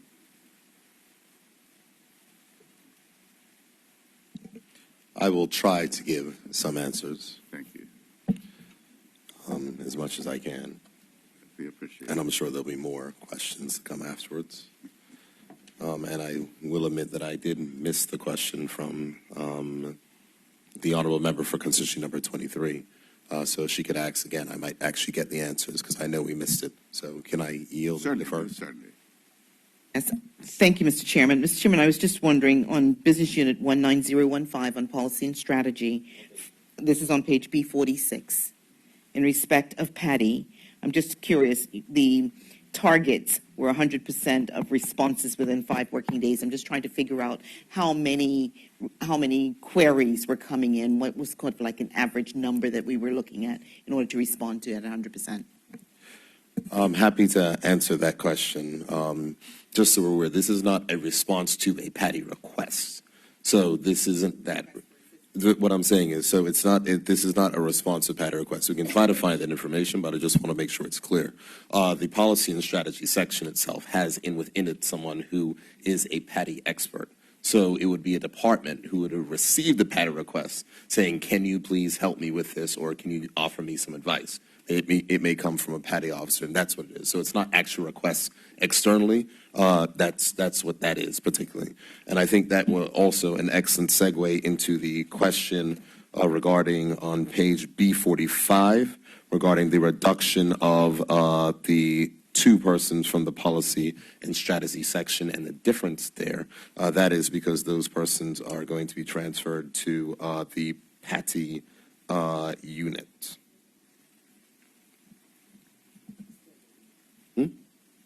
What doesn't answer the question? Okay, I'm sorry. I'm answering, well, let me go through. And then I will try to get a more satisfactory answer if one is desired. There was a question regarding the London office increase. As I outlined in the brief, those particular things were for Firehouse Communications and Dodds Parliamentary Services, which is our PR firm over in the United Kingdom and Brussels, as well as Dodds, which takes place. These services were not funded in 2019-2020, although utilized. So for 2020 and 2021, we have funded them, and I did speak about what was done in both. So they were not funded. The money had to be found from other places, but they are currently now funded. There was a question in regards to what are wages made of. The two posts are housekeeper and caretaker, as well as interns and foreign affairs in the summer, and one full-time internship intern within the cabinet office. So that's what makes up the wages budget. Regarding training, there was a question regarding training. PIPA accounts for much of the increase, and it's not really actually an overall increase, as that money has been transferred from the ICT Policy and Innovation Department. But there's a significant amount of training that has to take place with PIPA. In addition to that, there is the exercise of training public officers on those particular issues. There was a question into reduction of insurance.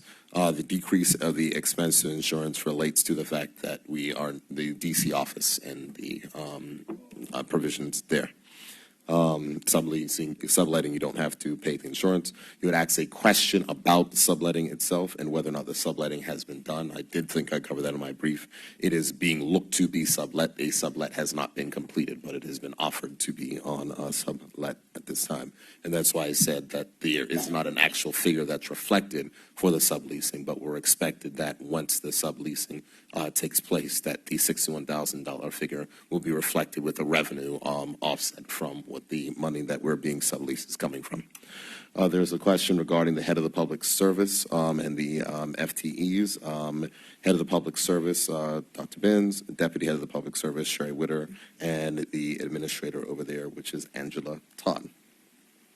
All right, I will try to go through a few additional questions. There was an overall question from the Leader of the Opposition regarding the D.C. office itself and when the decision was made to discontinue the D.C. office. The D.C. office itself is not discontinued, but the government of Bermuda's affairs in Washington, D.C. and the United States are handled by our lobbying firm of record group. This was announced, and a direction was announced, and I believe it was a 2018 budget statement regarding the opening of the Brussels office and the non-reopening of the D.C. office, though it was something which I was fully committed to. When you have rationalization of budget expenses, you have to figure out which one is more important, and given the threats that were faced from the European Union, we were there. But we do maintain healthy relationships with Washington, D.C. Our lobbyist of record is helpful. There are many trips that ministers take to Washington, D.C. and are being supported by our lobbyist firm of record there that not only handles political engagement but also handles economic engagement. So when the deputy premier was up there for space conferences, when the minister of finance is there dealing with issues with de-risking and various government departments, or whether myself is there and our relationships with various members of Congress and or with the administration, our items are handled through our lobbying firm of record, and that is reflected in the budget, the professional services budget. Regarding the Brussels office, there was a question there regarding the persons inside of that particular office. I did correct myself when I spoke. I don't believe that someone is moving up. I believe the person who has been identified is in Brussels, but not in the office. Yes, got you. So I just want to be clear on that one. There are a number of Bermudians that are working in Brussels, and they are working in the European Commission and other places. So, so there are persons who do have experience over on that side dealing with those particular issues. There was a question of the Patty and PIPA office, the Management Services Review. It is a 3-person unit.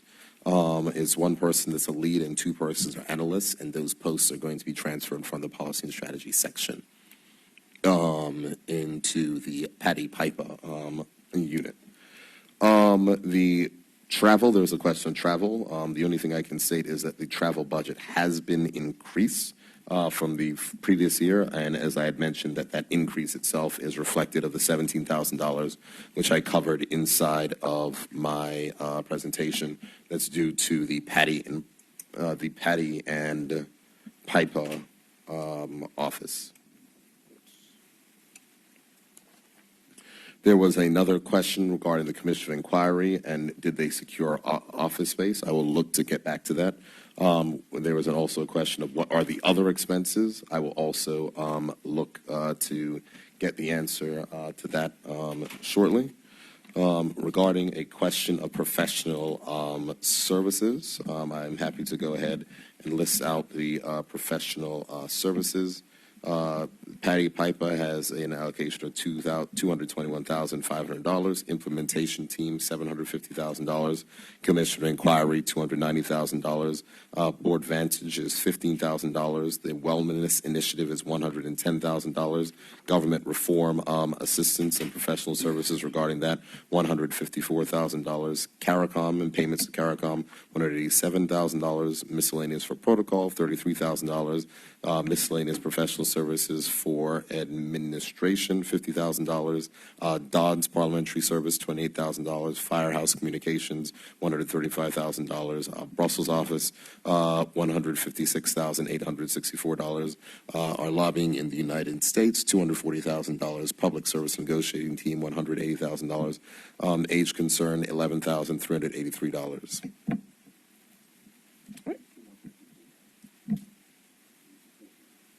Board Vantage. All right. Board Vantage. It's what you use for your cabinet papers. I think you started using it under your administration. Got you. No problem. Wayne Ferber, you got off easy. Commissioner of Inquiry rent. Yes, that was the $9K for the current Commissioner of Inquiry charge. Was for Sophia House, $2,800 monthly, all inclusive of equipment, phones, space, etc. So that's what that figure is there for. Regarding training, protocol conferences annually, safety and health training, professional development mandatory, Piper and Patty training, financial controller mandatory professional development training annually. Question of general administration, a majority of the increase relates to the $1.5 million transfer of the permanent secretary salaries to the cabinet office. It is not an increase, but a transfer. I think I got all of that.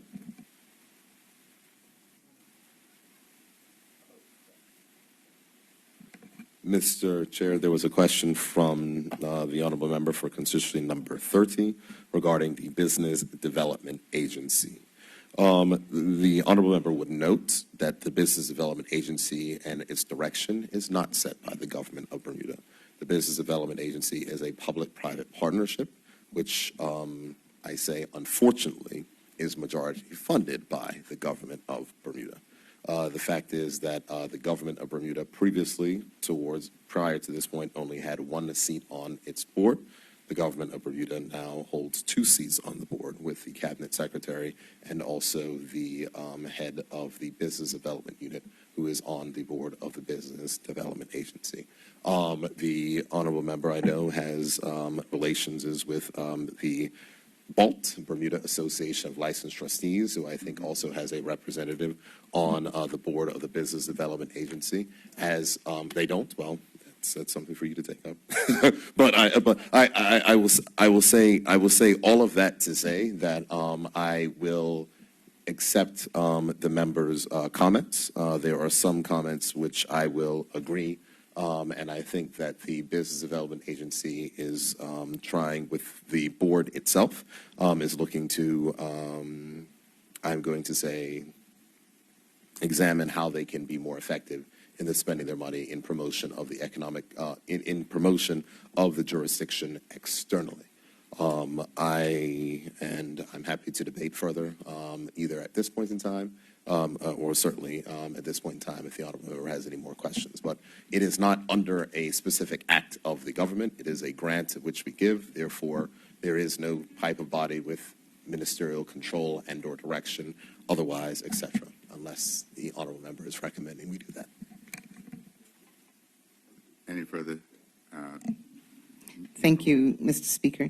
Mr. Speaker, in the Premier's response in terms of the Washington office, he referred several times to the lobbying firm of record, but he didn't specify who that was. Okay, sorry, I didn't hear that. And also, in respect of the query on page B44, under revenue source for work permit exemption fees of $150,000 that's anticipated, if he could just give us some ideas to what that entails. What it seems like if it's work permit related, it should maybe go into immigration, so I'm just curious. Mr. Premier? Happy to answer. Happy to answer. Our lobbying firm of record is the group that's been stated publicly, press release, et cetera, and mentioned in the House Assembly, hasn't moved. 240. Yes, I'm sorry. That is actually their name, the group. No problem. I understand the confusion now, honorable member. Got it. It is actually the group. Regarding the issue of work permit exemption fees, this was something that previously lay underneath. It is inside of the Bermuda. Let me get the correct act. It's the Economic Development Act of 1968, which also has in it incentives for job makers and the exemption for incentives for job makers. That payment for that exemption is not actually paid to Department of Immigration. The incentives for job makers application is paid to the minister responsible for the Bermuda Economic Development Corporation, as is laid out inside of the act. So the exemptions and the fee for that gets paid to the minister responsible for not economic development, because there is no such thing, but the minister responsible, as in the law, the minister responsible for the Bermuda Economic Development Corporation. That is as it is spelled out in law. And so that is the reason why it is here. Yeah, just two more questions. On B47, I did ask about, this is on the performance measures at the very top on B47. Just an explanation as to why we're still coming in at 60% on this target of gross misconduct in handling these particular cases. Be nice to have an idea as to why it continues to be at that point. And I also, in the very beginning, mentioned about the mission statement and the department objectives. Just curious as to, with the changes, obviously, I'm saying obviously because he didn't mention that there are slightly different objectives. I want to hear a little more from him as to the change of the objectives and how they fit into what it is that he's looking to do and changing. Thank you, Mr. Chair. Can I respond?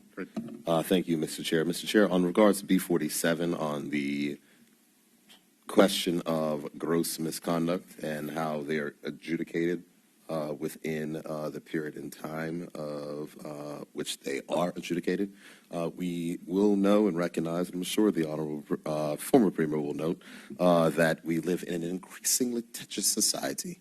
And it is very, very important to dot all I's and cross all T's to make sure that things are not subject to a legal challenge. So, of course, it would be helpful if they were done quicker, but at points in time, it is most important to make sure it's done right and not, and that we don't get yourself into any particular problem. So, from that perspective, that's the answer and response which I'll give there. What I can say on the issue of the Cabinet Office regarding the revised mission statement and revised department objectives, I believe that all government departments actually have revised objectives this year.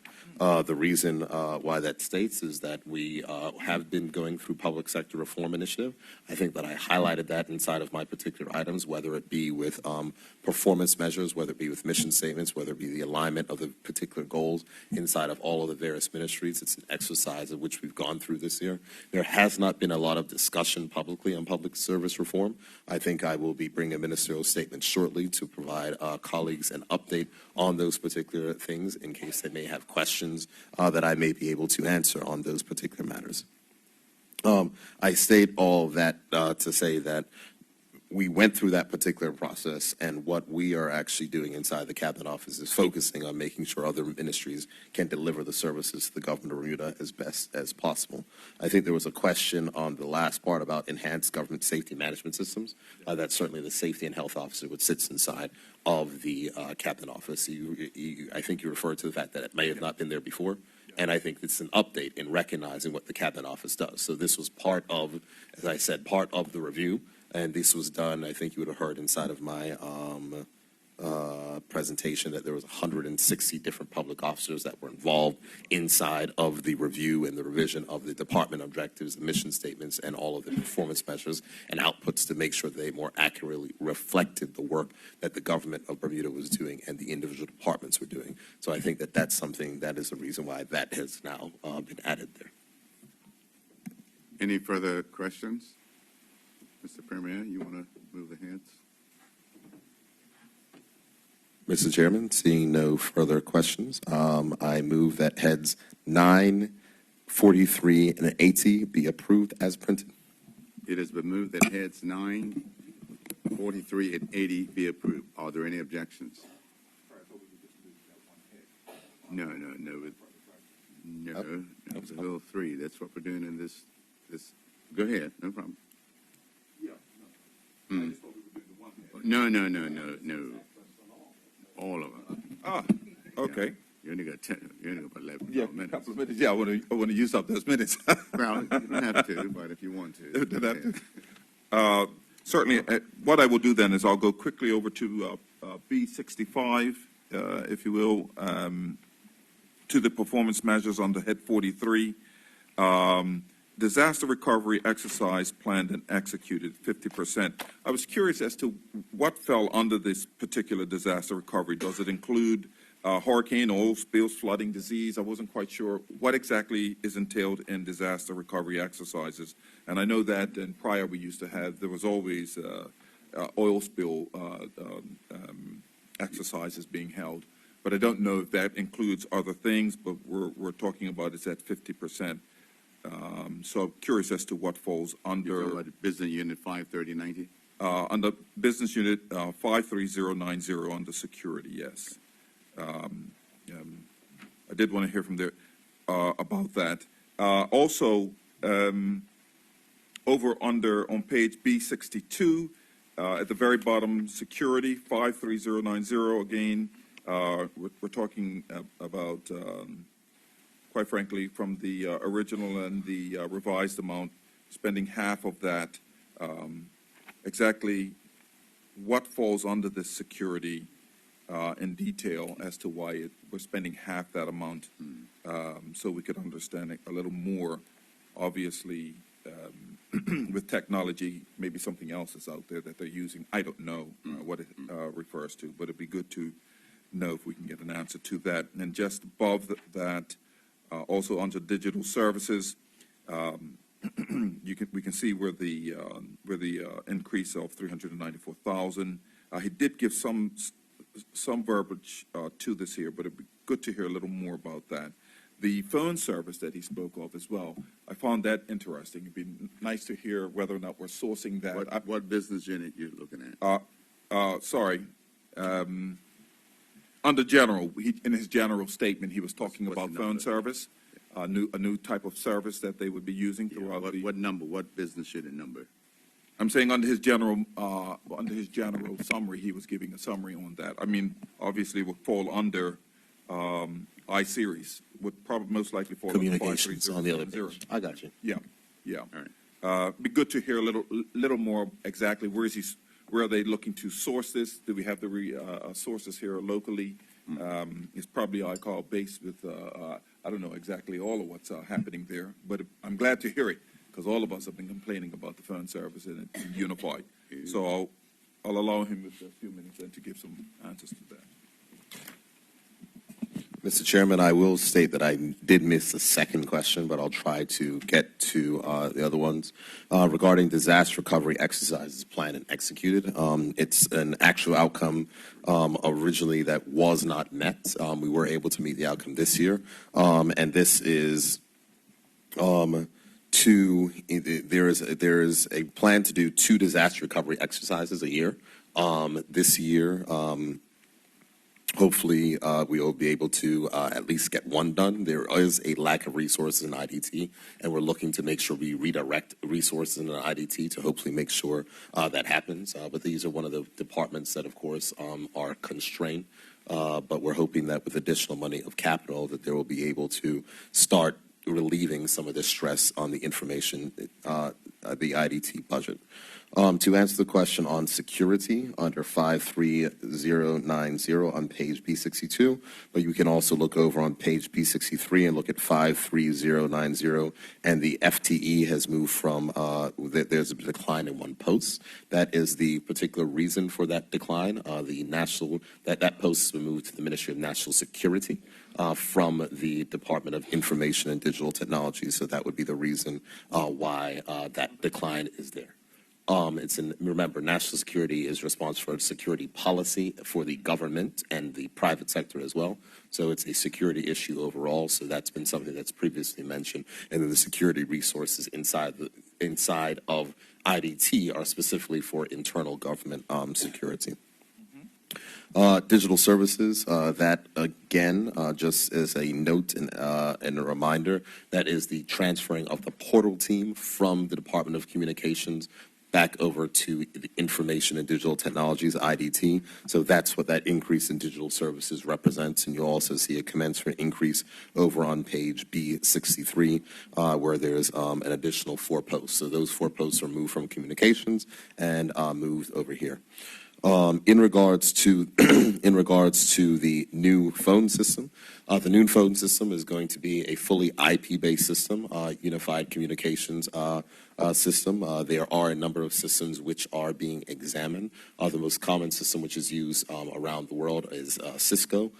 Cisco has a number of phone systems, but they basically allow you to have, as I said, the same interface whether you're on your mobile phone, whether you're at your desk, or whether or not you're traveling, and it allows you to have the same voice interfaces of which you would. So it's a fully Internet Protocol-based phone system, so we're going to be moving away from the traditional line. So the systems which we have right now are all going to be retired. As we know, there are multiple different government phone systems that exist. We've actually been able to start saving money already by transferring some of these persons to our existing IP phone system, but the existing IP phone system is going to be replaced. That's been used in some government departments, is going to be replaced with a fully integrated phone system that will not only do, as I said, the calls in the offices and the calls there, but allows conferencing facilities, video conferencing facilities, et cetera. So a fully unified communications protocol, which is part of the reason of the increase in funding to the capital spending budgets this year.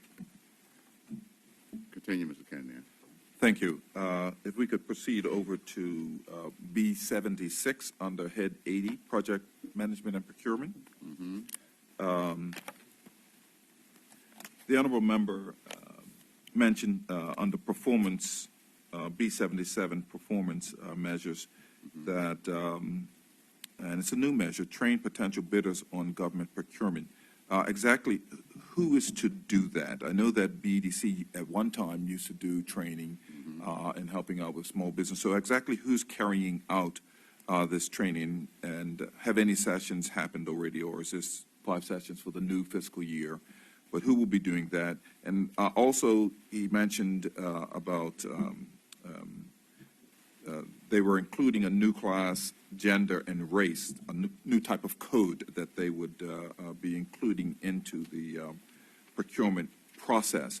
I was just curious, are we still doing also pulling information for potential bidders as to how many Bermudians they have hired within their business, and how will we be tracking that? We continue to hear complaints about companies who are getting these bids and saying that they got more Bermudians than foreigners. In actual fact, when you go to the site, there's more foreigners than Bermudians. How are we tracking that? Thank you. Minister Frederick? Mr. Chairman, I believe the honorable member is speaking about trained potential bidders in government procurement. That will be done by the office themselves. Did you hear that? Don't worry, talk to me. And the other question was, on the matrix itself, it asks how many Bermudians you have will be hired. And based on the percentage that is in the matrix, they either get a lower or a higher number on the matrix, which defines whether they'll get the contract or not. As far as following up, I'm assuming that, I'm not sure we have anything quite in place, but immigration that fall directly under themselves. Any further speakers? Mr. Pearman, you have the floor. Thank you, Mr. Chairman. My question's for the Premier under Head 9, page B43, line item 19060, Commission of Inquiry. There is an allocation there at B43, line number 19060, Commission of Inquiry of $325,000. I'm wondering whether all of that amount is earmarked for the Commission of Inquiry into land issues, or whether any of that is earmarked for a potential Commission of Inquiry into the Department of Child and Family Services. Mr. Premier. It is for the Commission of Inquiry into land grabs. Any further speakers? Mr. Premier, you want to move the heads, please? Yes, Mr. Chairman. Mr. Chairman, I move that heads 9, 43, and 80 be approved as printed. It has been moved that heads 9, 43, and 80 be approved. Are there any objections to that motion? No objections? Agreed to. Next. Mr. Chairman, I rise on a point of privilege to the act to be excused for 2 minutes, please. Thank you. Mr. Simons.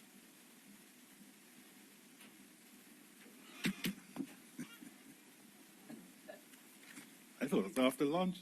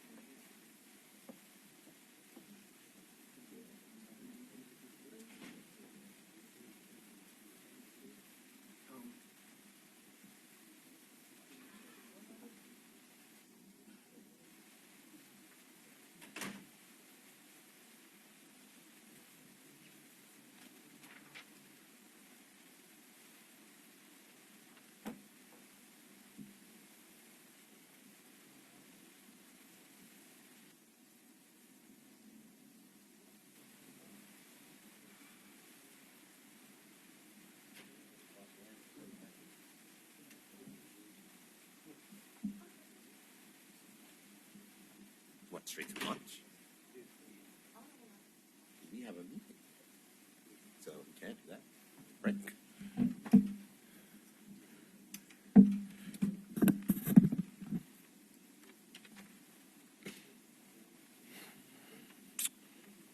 Mr. Premier, you may proceed with the next head, Head 94, Economic Development. You have 1 hour. I was. Sergeant Arms is back. Thank you. Thank you, Mr. Chairman. Mr. Chairman, I move the following Head 94, Economic Development, be now taken under consideration. Thank you, Mr. Premier. You may proceed. Thank you very much. Mr.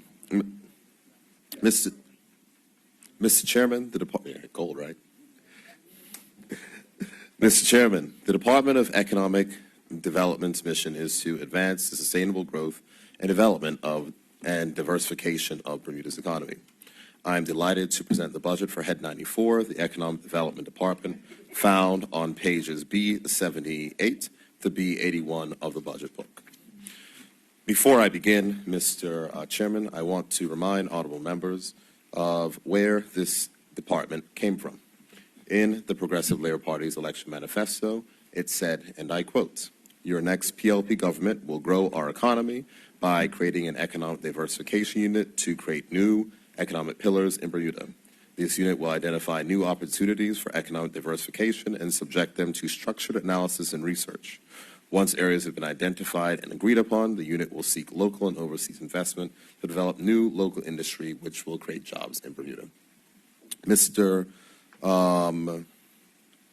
Chairman,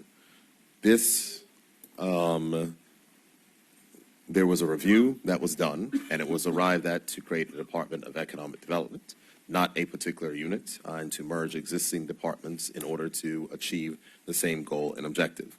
The total expenditure is estimated to be $1,727,000 for 2020-2021. Globally, economic diversification has been used as a strategy to develop an economy creating multiple sources of income spread over primary, secondary, and tertiary sectors, involving large sections of the population. The prospect that diversification leads to economic growth has caused the political desire for diversification in many countries. Similarly, the government's vision for economic development and competitiveness of Bermuda towards socio-economic growth is through economic diversification, which the government defined in the 2019-2020 budget speech as new areas of economic activity in Bermuda, end quote. A diversified economy is needed to open the field of economic opportunity to a wider cross-section of Bermudians. The government has a critical role to play in creating the enabling environment for economic development and competitiveness. With economic development work being provided by various separate entities within the government, it has been difficult to support a growth and competitiveness agenda. Development and diversification opportunities in other sectors of the economy also remain decentralized to technical departments, which do not have the resources to adequately determine the feasibility, viability, and desirability of options for Bermuda. Mr. Chairman, an organizational review by the Management Consulting Section was conducted in 2019, and a new Economic Development Department was proposed under the remit of the Cabinet Office. Although the previous head number for economic development was recycled, the new department, Head 94, was created by merging the ICT Policy and Innovation, Head 67, which will be dissolved on the 1st of April 2020, with the Business Development Unit and the FinTech Unit, both of which are currently within the Cabinet Office. Mr. Chairman, the subjective analysis for the Economic Development Department is found on page B79. Naturally, as this is a new department, there are no variances on which to speak. $1,067,000 is set aside for salaries, $83,000 for travel, $395,000 is allocated for advertising and promotion, $108,000 for professional services, and $42,000 for materials and supplies. Again, Mr. Chairman, these are direct transfers within, and as such, it's important to emphasize that the full budget for Head 94 is not an increase of funding, but simply an internal ministry transfer. This also extends to manpower, as seen on page B80, a total of 9 FTEs. 6 have been transferred from ICC Policy and Innovation, and the remaining 3 from the Business Development Unit. In terms of capital expenditure, Mr. Chairman, you will note that in accordance with page C10, there exists capital acquisition funding in the amount of $22,000 set aside for computer equipment. The department will be advancing its operations through the use of management software with the development of an online platform, which lists the investment opportunities into businesses which are registered in Bermuda. And the title of that is going to be called Invest Bermuda. So they are creating an Invest Bermuda platform, which I think I may have spoken about when I gave my ministerial statement on the 31st of January. It will collect and showcase a central repository to attract new capital and class investors using new capital and class investors. Vettings of companies will be strengthened through the access to WorldCheck, which is used, and improving our business development coordination with a business development agency through the integration of Salesforce use within government and with external agencies. So currently the business development agency uses Salesforce, and we will also in the Department of Economic Development be sharing the Salesforce resources with the business development agency. Mr. Chairman, recognizing the department itself is a new department, the objectives of this new department are to maintain an economic development and diversification strategy for Bermuda, and I know that these are items which are similarly listed on page B78. There will be an errata that is going to be issued for this, so I'm going to go ahead and list them, and I'll read them slowly regarding the objectives of this department, which are the exact same which were given in my ministerial statement on the 31st. They just didn't make it here, so that's a challenge. But this is the exact same as I read in the ministerial statement on the 31st of January. Maintain an economic development and diversification strategy for Bermuda. Create and facilitate policies and implement plans that support the economic development and diversification goals. Analyze innovative developments and trends through research and stakeholder engagement. Position Bermuda as an ideal test market for innovative products and industry development. Develop a clear education and training plan to drive innovation through foundational learning, fostering entrepreneurship, upskilling Bermudians, and enabling broad access to knowledge. Identify legislative and policy solutions that provide industry confidence. Coordinate the work of external agencies such as the Bermuda Business Development Corporation and the Bermuda Economic Development Corporation, and it should be Bermuda Business Development Agency, apologies, and the Bermuda Economic Development Corporation, and provide a concierge service for new companies that are setting up operations in Bermuda. Mr. Chairman, allow me to expand upon a few sections within the various programs under general summary on page B79 for Head 94, beginning with the analysis and policy section, which has been allocated $1,463,000. Mr. Chairman, the department will be coordinating many activities relating to policy and legislation for areas in which economic development and diversification work is taking place. Additionally, it will retain responsibility for the elements that its various entities were previously responsible for its formation and merger. Therefore, by ensuring that the correct legislative policy framework is in place, the department will be able to facilitate the creation of growth and attractiveness of Bermuda. Mr. Chairman, the department will have responsibility for the Electronic Transactions Act 1999, which was developed to promote public confidence in electronic business and has served the island well as technology has become an essential aspect of our lives. The regulations that were subsequently implemented to support provisions in the ETA were the Standard for Electronic Transactions, the standard which was issued in 2000, and the Certification Service Providers Relevant Criteria and Security Guidelines regulations introduced in 2002. Mr. Chairman, given the rapid changes continually experienced in technology, a review of the Act and its supporting regulations will occur in 2020-2021. Elements for update have been identified through a review of the legislation, and regulations and feedback has received from the business community. The E-Commerce Advisory Board, the statutory board under the Electronic Transactions Act, will incorporate its own input before the proposed changes are submitted for broader consultation. Additionally, the option of an international service standard will be put forward to replace the Certification Service Providers Relevant Criteria and Security Guidelines regulations.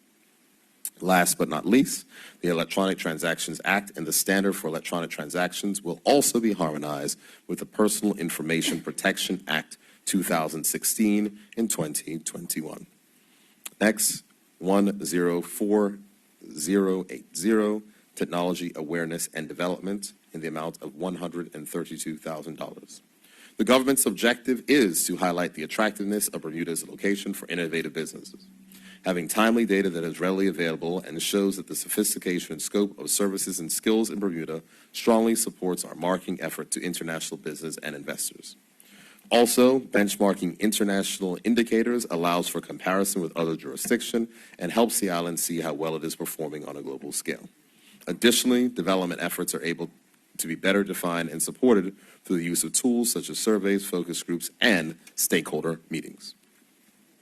107090, Technology, Marketing, Promotion, and Outreach. Mr. Chairman, the department will continue to leverage activities to promote the importance and adoption of technology skills for stimulating the economy, recognizing innovative companies and business ideas, personal and professional empowerment, supporting e-entrepreneurship, and training and mentoring youth in ICT careers. The department will continue the annual Technology Innovation Awards, known as the Tech Awards, which have been held every year since 2007, to encourage and promote innovation in the technology arena. They were held in 2019 as part of Tech Week and recognize the development of solutions that enhance products and services locally and internationally, taking on many of the challenges encountered in the modern world. Tech Awards nominations highlight the next crop of innovators who will lead the island into the exciting digital future. 104100, Digital Leadership, Safety, and Security, $179,000. Mr. Chairman, the department's work to grow and extend Bermuda's role as a leading international market economy has been and will continue to be supported by work in policy development, innovation, and education. It is through such work like updates to relevant legislation, encouraging innovative development across various industries, and ongoing programs such as Cyber Tips that will ensure Bermuda continues to develop as a jurisdiction with human capital able to support and grow the international and e-business industries. Mr. Chairman, research and legislative support has been allocated a total amount of $10,000. The department will provide research in support of legislative affairs and endeavors to ensure that our legislation remains current, relevant, and best serves the needs of our internal and external customers. This government believes that the greatest driver to economic success is to ensure that we have an appropriate regulatory and legislative framework to incentivize new business and to grow existing business. In this regard, we have been proactive in identifying new legislative opportunities and are strengthening our capacity to recognize inputs for which amended or new legislation may derive. Finally, Mr. Chairman, concierge and engagement, the third program has been allocated $254,000. The management of our clients through our concierge service is critical to achieving our economic development objectives. The concierge service is one of the functions currently performed by the Business Development Unit. These services are designed to enhance the experience of company executives and business persons who are looking to establish companies in Bermuda. To assist prospective businesses who may have to navigate our systems for the purpose of immigration, taxation, and social insurance, clients may use our concierge service as a one-stop shop for gaining access to offerings of those government departments on an expedited basis.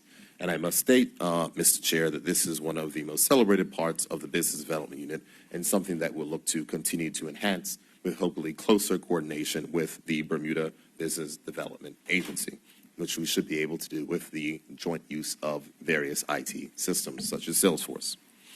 Mr. Chairman, the FinTech initiative will continue to be a part of the Economic Development Department's aim to cement Bermuda's leadership in the FinTech industry and in order to encourage economic growth and job creation. The FinTech initiative will have a budget of $150,000, down by $15,000 from its $165,000 allocation during the 19-20 financial year. Working closely with the Bermuda Business Development Agency, the department will continue to drive FinTech strategy, develop business, and provide subject matter expertise to establish Bermuda as a Bermuda technology ecosystem that is best in class, has adopted a digital reliance framework, and has a cadre of trained Bermudians who are ready to compete for the new jobs that are coming.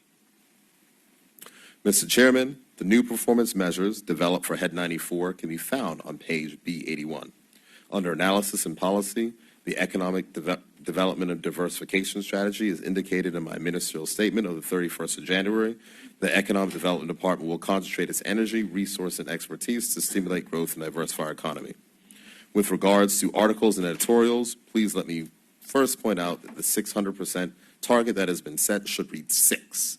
And similarly, for new legislation under research and legislative support, the target of 300% should read 3.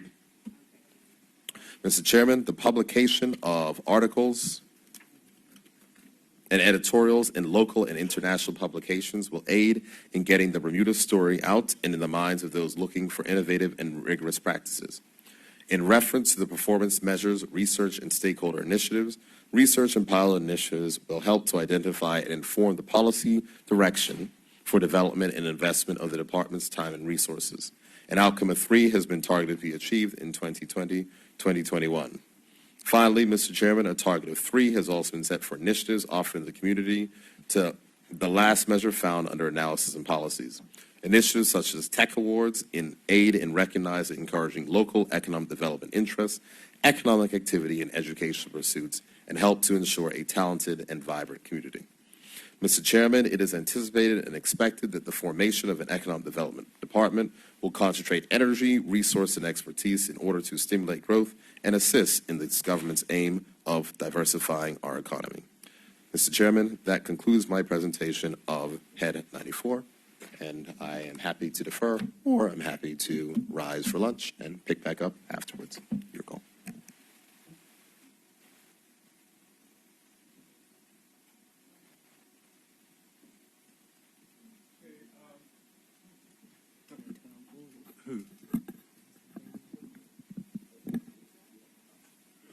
Okay, we'll do it after that if it's you got a meeting. Okay, Mr. Premier, can you adjourn for lunch, please? Absolutely. Mr. Chairman, I move that the House do now adjourn until 2 p.m. Thank you.